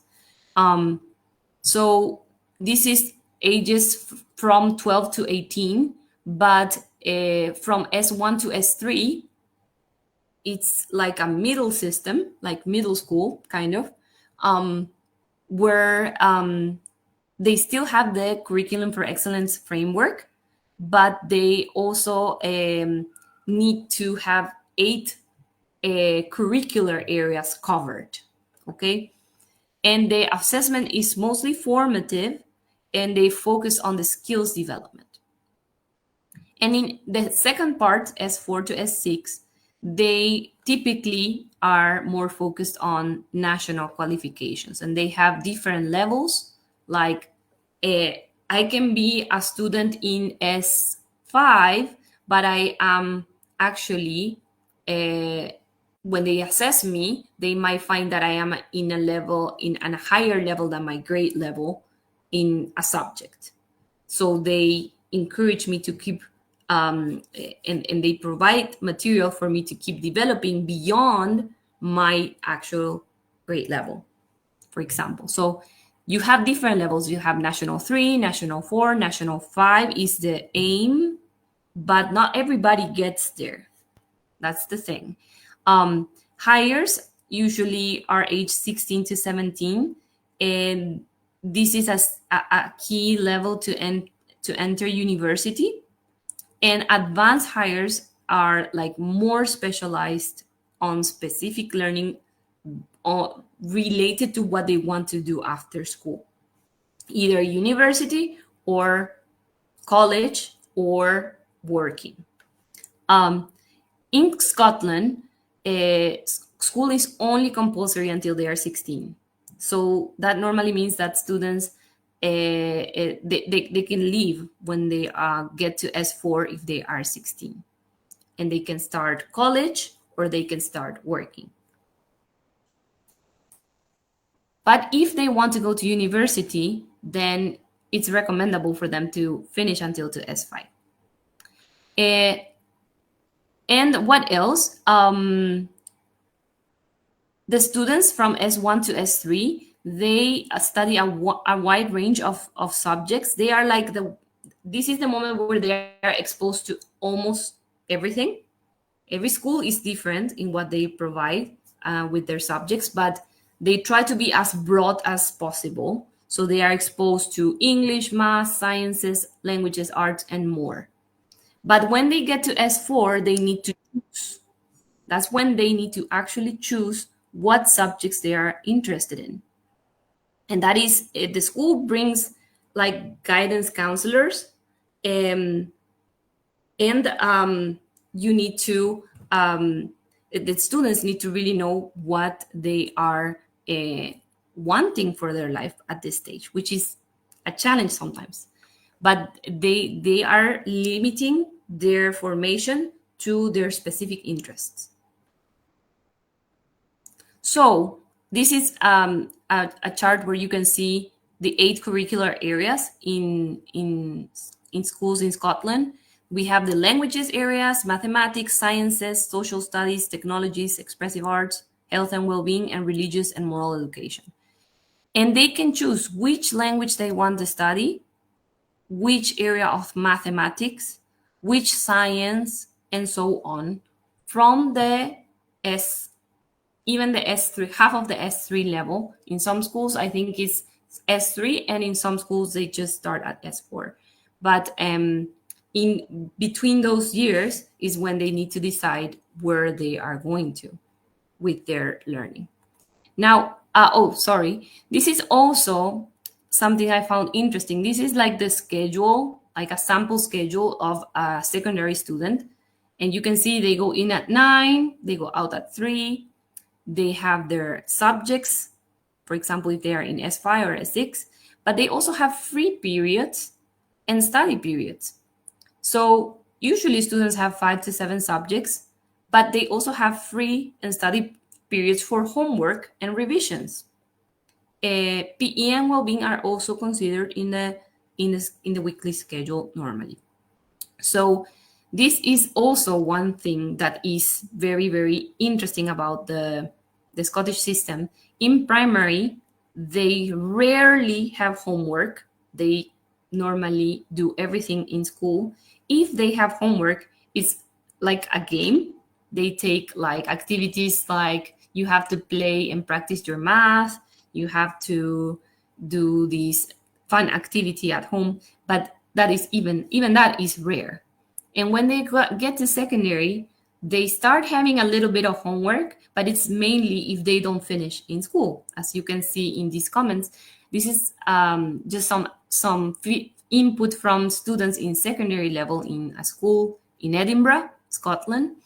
And you can see that secondary school, they said that it's a lot bigger, a lot busier than primary. And you can make new and more friends because, as I mentioned before, they need to choose certain subjects. So they don't have the same classmates all the time. They only have the classmates that pick the same subject as them. They also, homework isn't really anything. It's mainly if you didn't finish the work in class, and it depends on your teacher as well. There is typically a test for each subject. I don't know when the test happens, but it happens sometimes after each topic, or sometimes when they finish the term.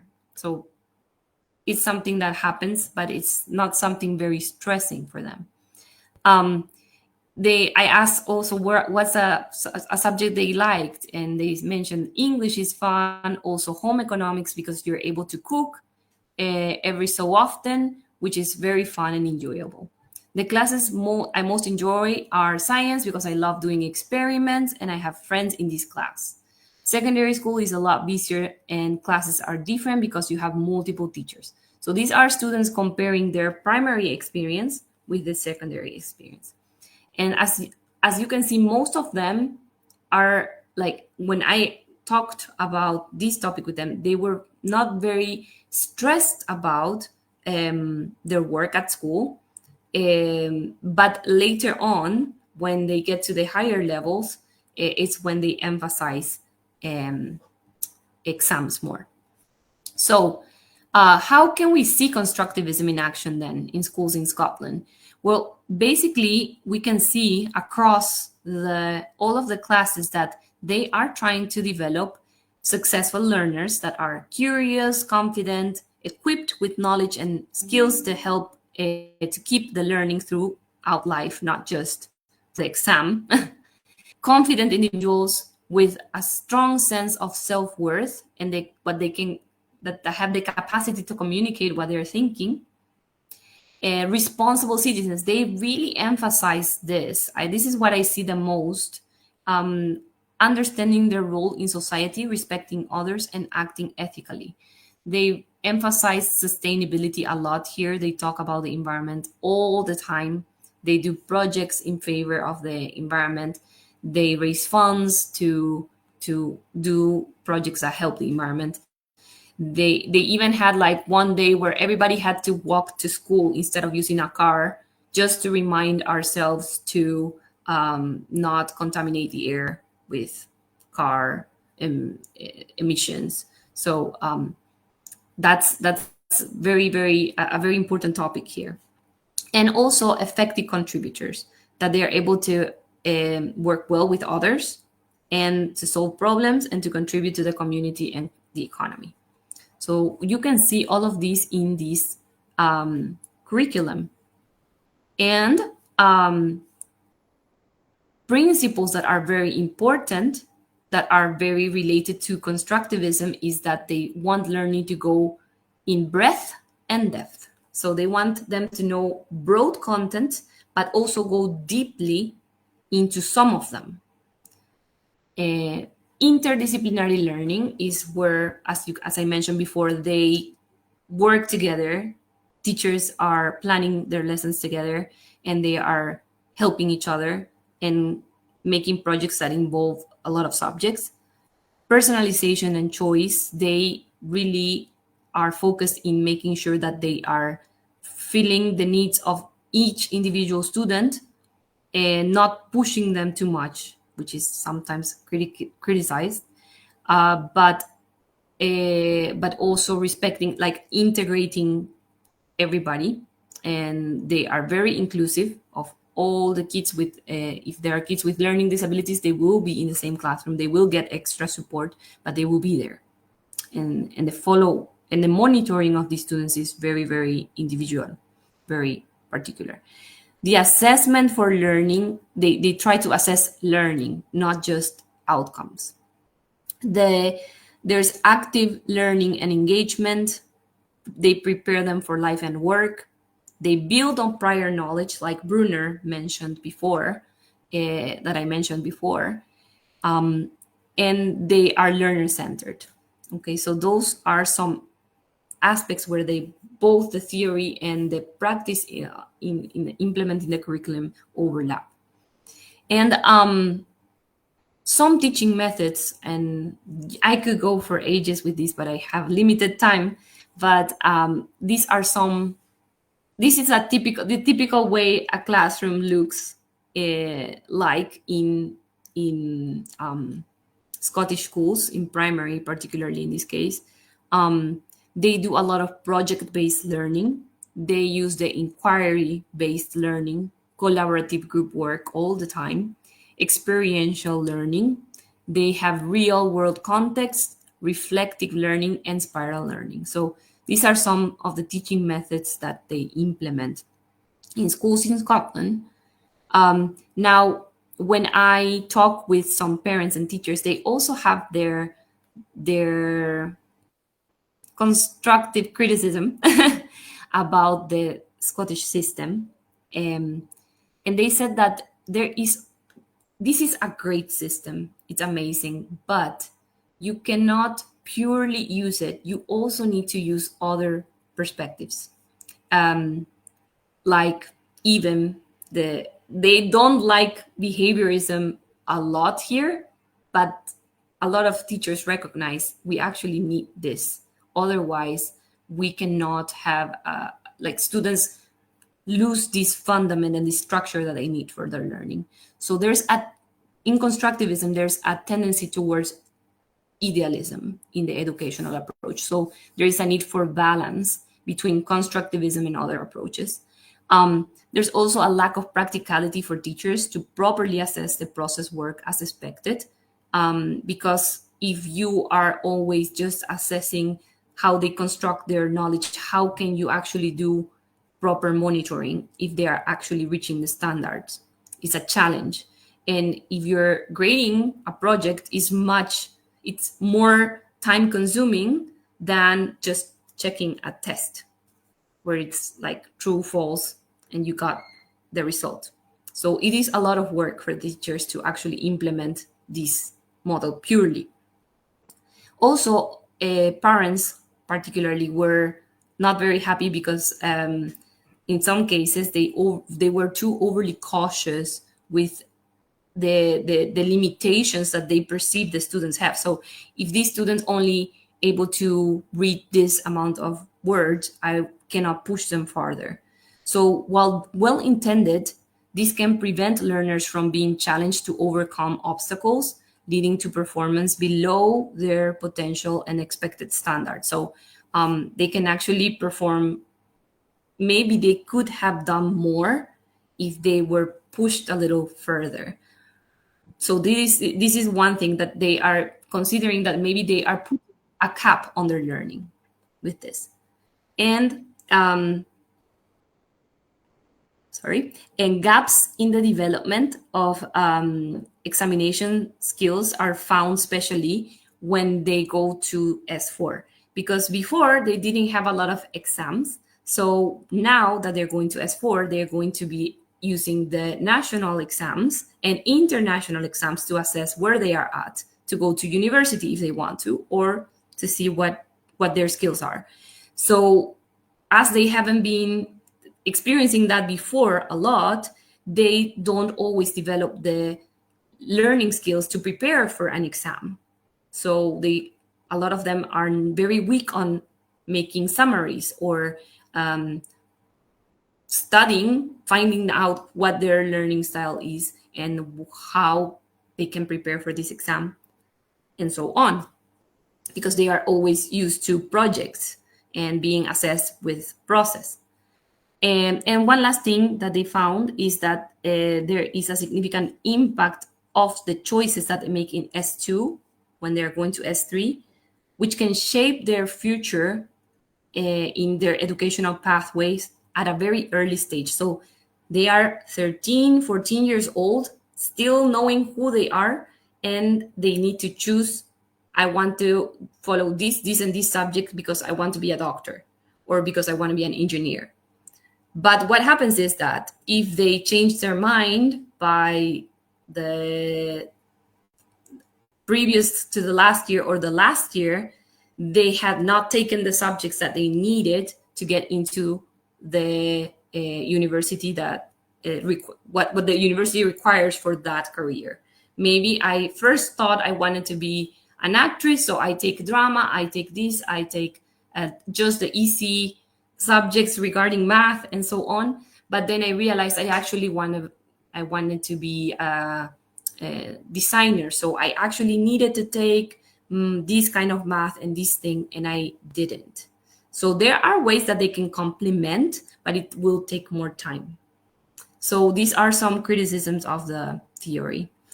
I'm not sure if we have questions. I don't know if there were anything, any inquiries in the comments for people here.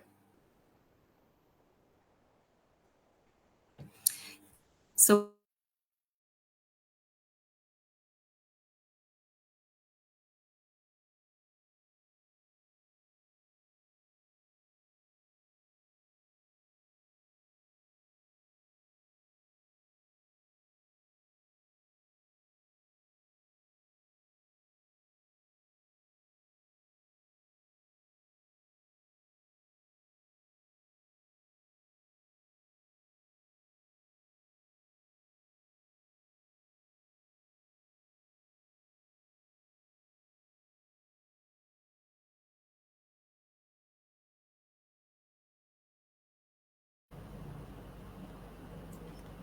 So thank you so much, Professor, for your amazing presentation. It was really exciting and inspiring to see how theories are applied to real life classrooms. I really appreciate how you were able to share your personal experience, not only as a researcher, but also as a parent. It was really beautiful to hear you talk about your children's experiences with education alongside your academic research. So thank you so much. We wish you all the best on your journey to earning your doctorate, and we also look forward to celebrating you as a doctor really soon. thank you, thank you. I think I got cut in the end, but that was the end. Thank you. It was a Thank pleasure, you. and I'm here for you if you have any more interest in the topic. Perfect. It was excellent. Thank you so much. Thank you. Okay, so just to remind people, the audience who are watching us, that we are going to share the link for the evaluation at the end, so you can all get your certificates. To the people watching us live right now, you can also like and share so this can reach more people. You should feel free to leave your comments and ask questions. We will be more than thrilled to answer them all. So thank you. And also, as Janina has already mentioned, there are last spots available for our courses for Maestría en Enseñanza de Inglés como Lengua Extranjera at the ISL. You're all more than welcome to participate on Saturdays. They are all 24-month courses. You can start the enrollment process and get more info through WhatsApp at the same number, 984-321-960. Thank you. We're wrapping up with our last presentation. We want to thank everyone for staying with us. We've had some fantastic presentations today, and we certainly hope that you enjoyed them as much as we did. So for the next presentation, which is going to be in Spanish, please join me in welcoming our last speaker, Ana María Ramesh, with the EFL English as a Foreign Language al Inglés Especializado. Welcome, Ana. Thank you. Muchísimas gracias. Gracias por poder hacer la presentación en español. Como mencionó, yo soy de la lengua alemana y voy a compartir mi pantalla. A ver, un momento.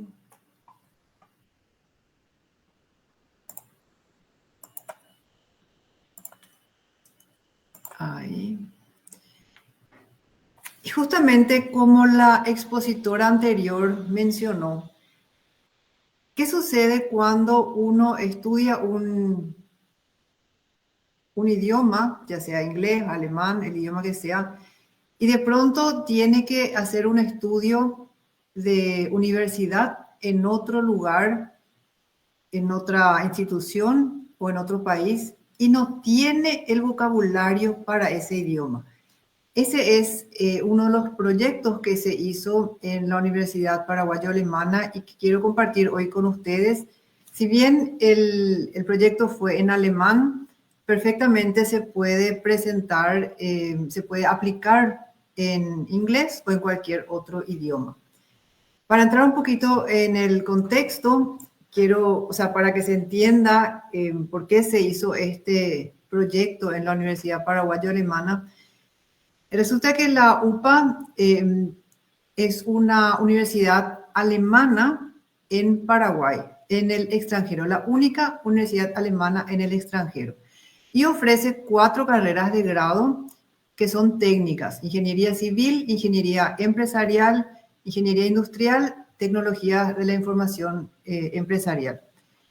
Y los estudiantes deben cursar un año en Alemania, que consiste en 6 meses de clases de alemán técnico. Es decir, por ejemplo, los ingenieros industriales van a aprender sobre materiales para construir máquinas. Los de civil, temas relacionados a construcción de casas, puentes, ¿verdad? Empresarial, por ejemplo, sobre estrategias. Y luego ellos hacen una pasantía de 6 meses. Entonces, en el caso de la Universidad Paraguayo-Alemana, es así que ellos aprenden alemán del nivel A1 hasta el B2 y luego viajan. Pero nos dimos cuenta que hay una brecha en el alemán, hay un hueco, porque ellos hablan el idioma del día a día, alemán del día a día en este caso, algo de vocabulario empresarial, pero no tienen el vocabulario técnico que necesitan. Entonces, esa era la situación. Y para ello, básicamente, o sea, tenemos una situación de dificultad. Se armó una estrategia, se realizó el proceso y esto es lo que yo les quiero presentar hoy. Uno de los grandes desafíos es que no hay tantos textos, o sea, libros para aprender idioma específico. Sí hay muchos, hay por supuesto, pero no para todas las carreras. Como mencionó la expositora anterior, ¿qué pasa si estudia teatro y luego quiere estudiar otra cosa, verdad? Son vocabularios diferentes. ¿Y cómo hacer para aprender eso? Los institutos generalmente ofrecen un inglés general, ¿verdad? Algo que les sirve a todos, porque quieren alcanzar a un público grande. Pero hay personas que tienen una necesidad muy especial de un vocabulario específico, ¿verdad? Entonces, ese es el gran desafío, conseguir los textos, libros de texto, que sean para aprender, no libros de texto ya meramente técnicos, sino para aprender el idioma con ese vocabulario, ¿verdad? Entonces, como dice en la presentación, una de las dificultades es obtener los libros de texto, tener el vocabulario específico para algunas carreras y poder dar las clases en ese idioma. Entonces, hay una brecha. Y el otro problema que también se identificó en la universidad es que los profesores de idiomas no son ingenieros. Entonces, ¿cómo un profesor de idiomas va a enseñar algo sobre construcción de puentes si no maneja ese vocabulario? Porque no le corresponde realmente. Entonces, bien, esa fue la situación y se trabajó de la siguiente manera. Lo primero que se hizo fue contratar a un experto, un capacitador de docentes, y se les capacitó. Se les capacitó en diferentes cosas. Uno de los temas es neurodidáctica, que voy a hablar un poco más adelante. El otro punto que se trabajó con este docente, entrenador, era crear materiales, porque habíamos dicho que los libros de texto clásicos que encontramos en un idioma son del día a día y no son del vocabulario específico. Entonces, el docente tiene una tarea muy grande de preparar este material, porque es un material donde el estudiante debe trabajar mucho, ¿sí? No es algo que simplemente un profesor habla, sino que realmente el estudiante es el que tiene que conversar, que tiene que resolver los ejercicios. Y luego se realizaron cursos más bien workshops eran para enseñarle a los estudiantes ese vocabulario. Fue siempre por carrera, ¿verdad? Ok, en la neurodidáctica, como había mencionado hace un momento, dice que el señor Price dice que neurodidáctica es un intento de combinar las ciencias cognitivas con la didáctica específica de la materia. Se está trabajando mucho desde hace años con la neurodidáctica y se obtuvieron muchísimos resultados. Lo importante es saber cómo funciona el cerebro. Cuando los estudiantes captan información a través de sus sentidos, esa información se convierte en señales electroquímicas y se transmiten a las neuronas. Entonces, para poder aprender, como ya se había dicho en exposiciones anteriores, es importante la activación del cerebro. Es importante, lleva un tiempo, no se puede hacer rápido. Se necesitan repeticiones y todo eso influye en el aprendizaje. Muy importante es la motivación, porque si el estudiante no está motivado, no va a aprender, porque las emociones son las que ayudan a que se fijen mejor las ideas en la mente. Otro factor muy importante es la interacción social. Está demostrado que si los estudiantes trabajan con compañeros, ¿verdad?, de la misma edad,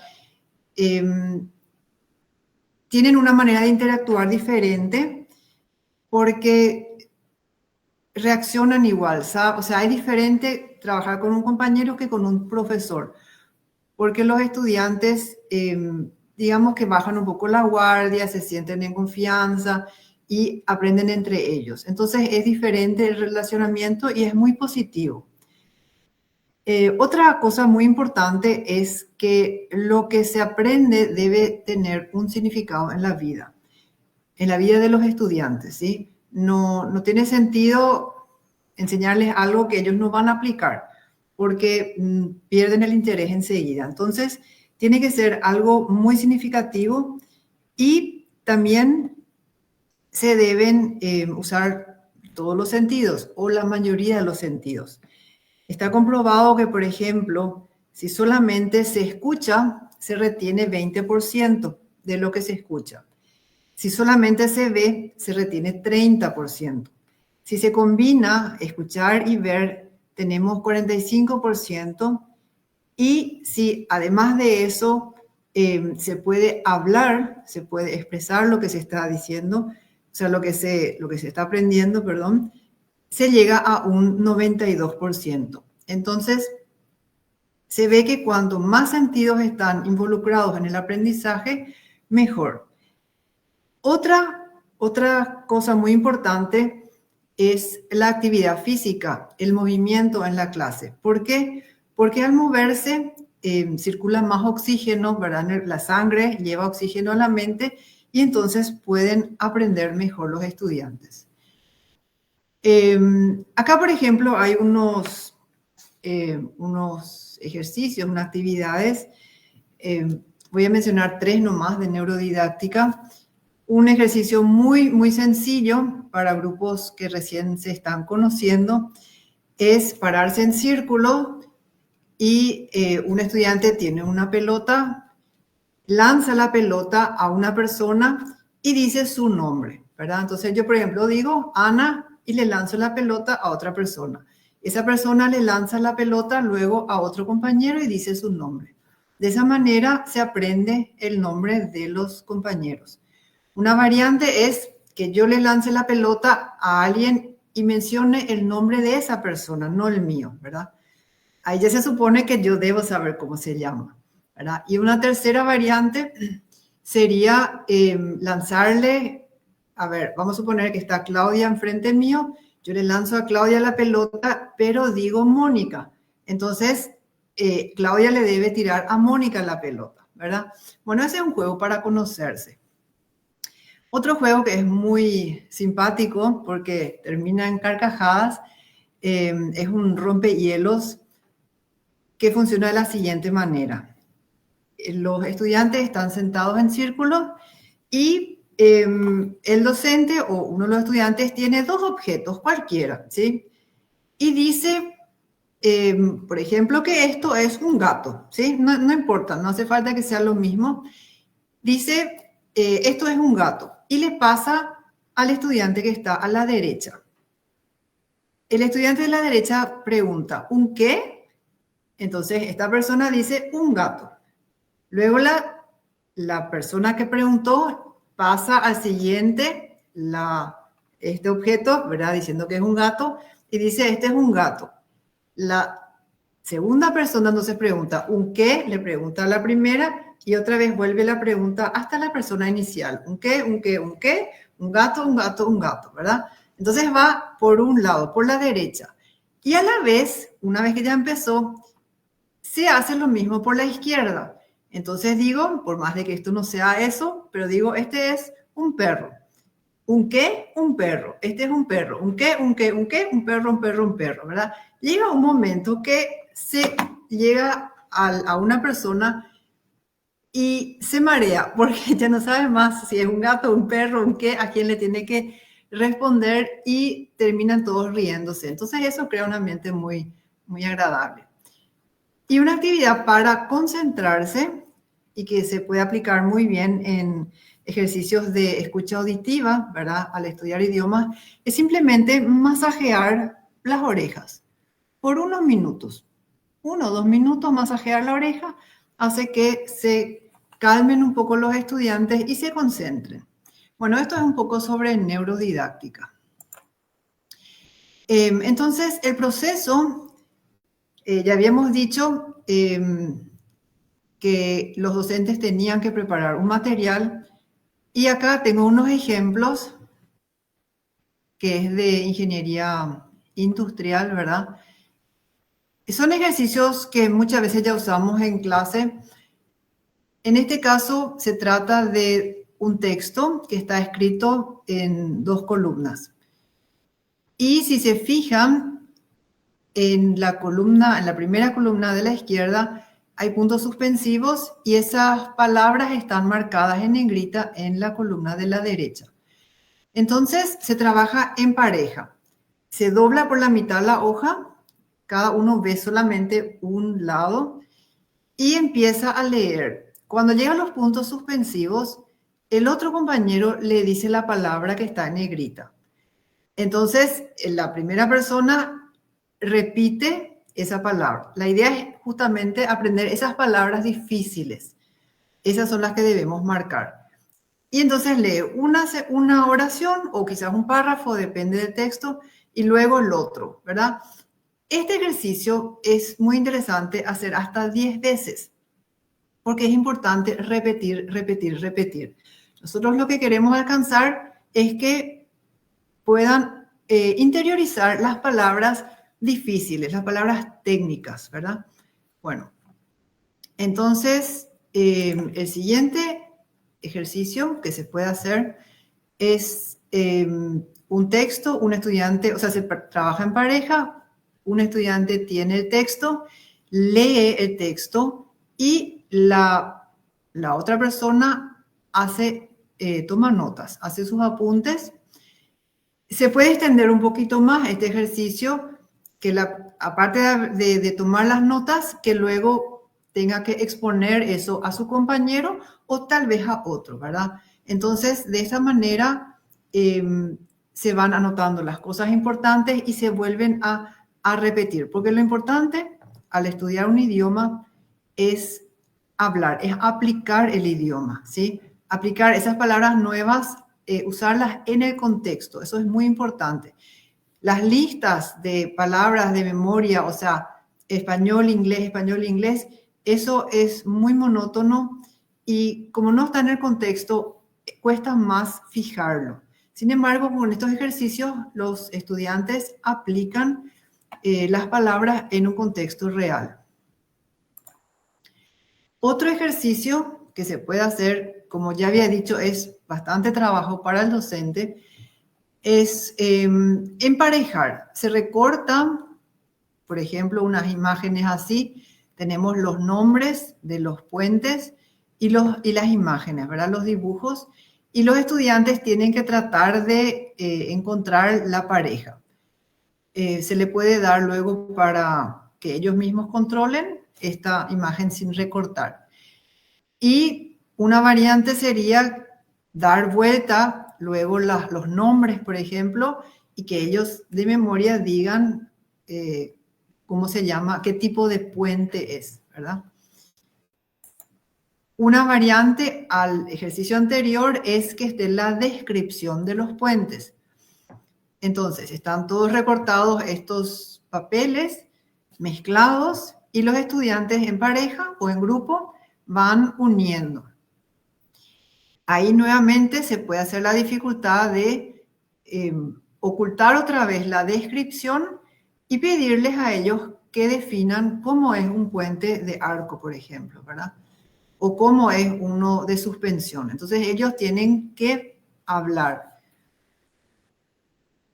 Y este que sería más clásico, que es en ambos idiomas, español e inglés, ¿verdad? Pero realmente son preferibles las otras opciones. Otro ejercicio muy interesante es la lectura recíproca. Esto consiste en recortar un papel, por ejemplo, un texto en cuatro trozos y se reparten 4 roles. Entonces, el estudiante 1 va a leer, el estudiante 2 va a buscar las palabras en el diccionario, el estudiante 3 anota preguntas y el estudiante 4 hace un resumen. Entonces, el primer estudiante lee y los demás, cada uno hacen sus roles, ¿verdad? Luego se cambian los roles, ¿verdad? El estudiante 1 pasa a ser el que busca las palabras en el diccionario. De esa manera, los estudiantes pueden empaparse con el texto y lo hacen de forma ellos, ¿verdad? Solamente ellos, no hace falta mucha intervención del docente. Y ellos hacen las preguntas, responden las preguntas, hacen los resúmenes, ¿verdad? Y también aclaran todo el vocabulario. Entonces es una manera muy interesante de trabajar textos de un vocabulario ya más técnico. Este ejercicio ya también es interesante. Hay palabras, o sea, imágenes, ¿verdad? En este caso de ingeniería civil, y los textos abajo. La idea es recortar el rompecabezas de tal forma a separar siempre la imagen de su descripción, ¿verdad? Como está recortado de una manera muy irregular, los estudiantes al armar esto ya pueden controlar que esté correcto, ¿verdad? Porque hay una sola posición para poner el texto. Entonces, eso es muy importante, que los estudiantes puedan evaluar que esté correcto su trabajo y que lo puedan hacer ellos mismos. Este también es un ejercicio interesante, un juego, que es el dominó, pero un dominó de preguntas y respuestas. Y se basa básicamente en lo mismo que los ejercicios anteriores, que tenemos una pregunta sobre que puede ser descripción de un puente en este caso, y los puentes, los diferentes tipos de puentes. Se puede hacer de muchísimas otras formas de preguntas y respuestas, y funciona como un juego de dominó, ¿verdad? Que normal, que cada participante recibe, por ejemplo, 4 fichas, depende de cuántas preguntas tengamos preparadas. Reciben algunas fichas, otras quedan tapadas en la mesa y van colocando en ronda, ¿verdad? Siempre una respuesta. El que no tiene una respuesta estira otra tarjeta del dominó Y bueno, es como el juego clásico de dominó. En este ejercicio también ellos pueden autoevaluarse. Entonces, eso siempre tratamos de hacer para que ellos puedan eh, también estar motivados, saber que están haciendo bien y que al hacer un juego es mucho más divertido. Entonces, para resumir lo que habíamos hecho, lo primero y muy importante es al ser nuestros docentes de idiomas y no profesionales del área de ingeniería en este caso, o de otras ciencias, lo primero que tenemos que hacer es entrenarle a nuestros docentes, pero no tanto en vocabulario técnico, sino en cómo acercarle ese vocabulario a los estudiantes. O sea, justamente con todos estos ejercicios, la neurodidáctica, entonces enseñarle eso, enfatizar eso y sobre todo que los estudiantes sean los que producen el idioma. Ellos deben hablar, ellos no deben simplemente decir, este es un bolígrafo, veo una imagen y digo la palabra, sino usarlo en una oración. Con este bolígrafo yo puedo escribir una carta, por ejemplo. De esa manera ellos pueden fijar mucho mejor el vocabulario. Habíamos dicho que la neurodidáctica es un gran aliado porque permite justamente activarles, o sea, que estén más activos, con más energía, hacer que se conozcan, porque muchas veces no quieren trabajar en grupos porque no se conocen, ¿verdad? Y también para calmar un poquitito los ánimos, a veces para ayudarles a que se enfoquen en el trabajo, se puede hacer ejercicios de relajamiento. Entonces es muy importante saber cómo funciona la neurodidáctica. El gran desafío es luego la creación de materiales, es mucho trabajo para el docente, pero si es algo que se hace reiteradamente, el trabajo va a ser una vez y luego ya se puede reutilizar ese material. Y está orientada a los estudiantes. Eso es lo más importante porque son ellos los que tienen que hacer, ¿sí? Como ya también se había mencionado en las presentaciones anteriores, que es el estudiante el que tiene que realizar todas las actividades o lo más posible, participar activamente para aprender. Y el resultado de este trabajo tuvo una recepción muy positiva de parte de los estudiantes porque lo consideraron muy dinámico, ¿verdad? No era como los clásicos libros de texto y audios que se escuchan en las clases de idioma, sino que había mucho trabajo grupal y realmente centrado en el estudiante. O sea, ellos hicieron mucho. Entonces tuvo una buenísima recepción. Lo que ahora nos falta, como fue muy reciente, es el resultado.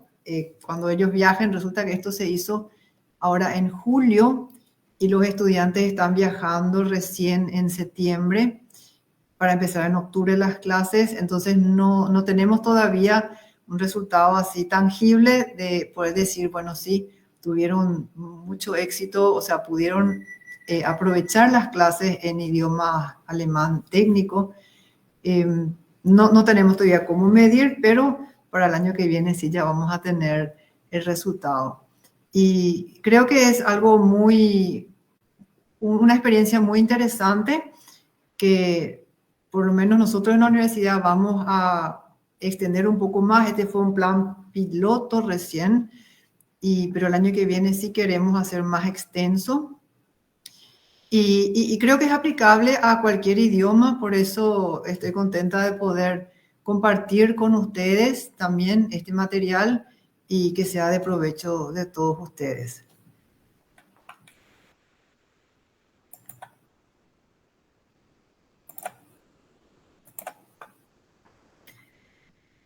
Si hay preguntas, con mucho gusto. Muchas gracias. Thank you so much. So few words before we finish. I would like to thank all of the presenters for sharing their insights today. We acknowledge all their dedication, time, and effort put into these amazing topics. The research was complete, perfect, and we also thank our audience. We'd like to ask if our professors would like to add a few words. Professor Canese, Professor Christopher. Yes, thank you everyone for this job. This is a team job, and we love doing this. We thank the presenters, and we also thank all the students who were involved in producing these 2 days of symposium, both the in-person one and this virtual one. It was really a pleasure. And now our student, Jasu Pavon, she's going to share the link for the evaluation on Facebook so that you can fill that out and also write your name the way you would like your certificate to be in.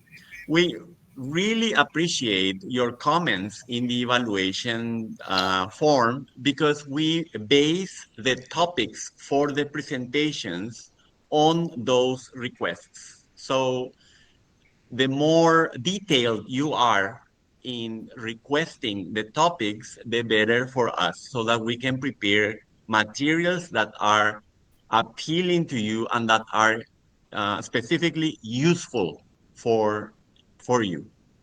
Thank you very much again. And now we're leaving with Professor Canese's words. Well, we have successfully concluded our ninth year of symposium. It is for me a great joy to be able to share with you and to have the wonderful participation of our students, our faculty, our community members. So hopefully next year, as Mr. Christoffel said, we can attend to those needs and those requests from the community. Maybe we can involve other faculty and students from other institutions as well. That would be probably an idea. And we are really happy with the turnout that we had yesterday in the in-person session, and also today. We know that this recording will stay on Facebook, and then it will also be available on our YouTube channel for future reference, so that you can always access the wonderful presentations that our students and faculty share with us today.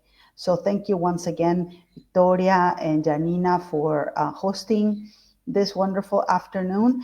And thank you to all presenters.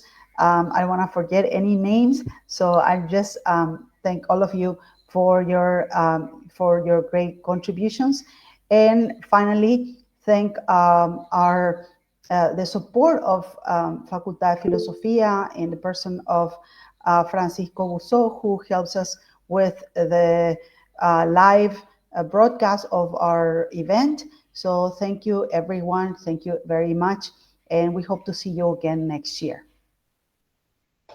One more thing is that if you still cannot see the link on Facebook, it will be there. So just check it regularly and it will be there for you. Do not worry about that. It will be there. Also, I would like to say hello to my students from INAS who participated actively on Facebook today. They were really good at adding their comments, and that means a lot to us. Thank you very much. See you next year then, everyone. Goodbye.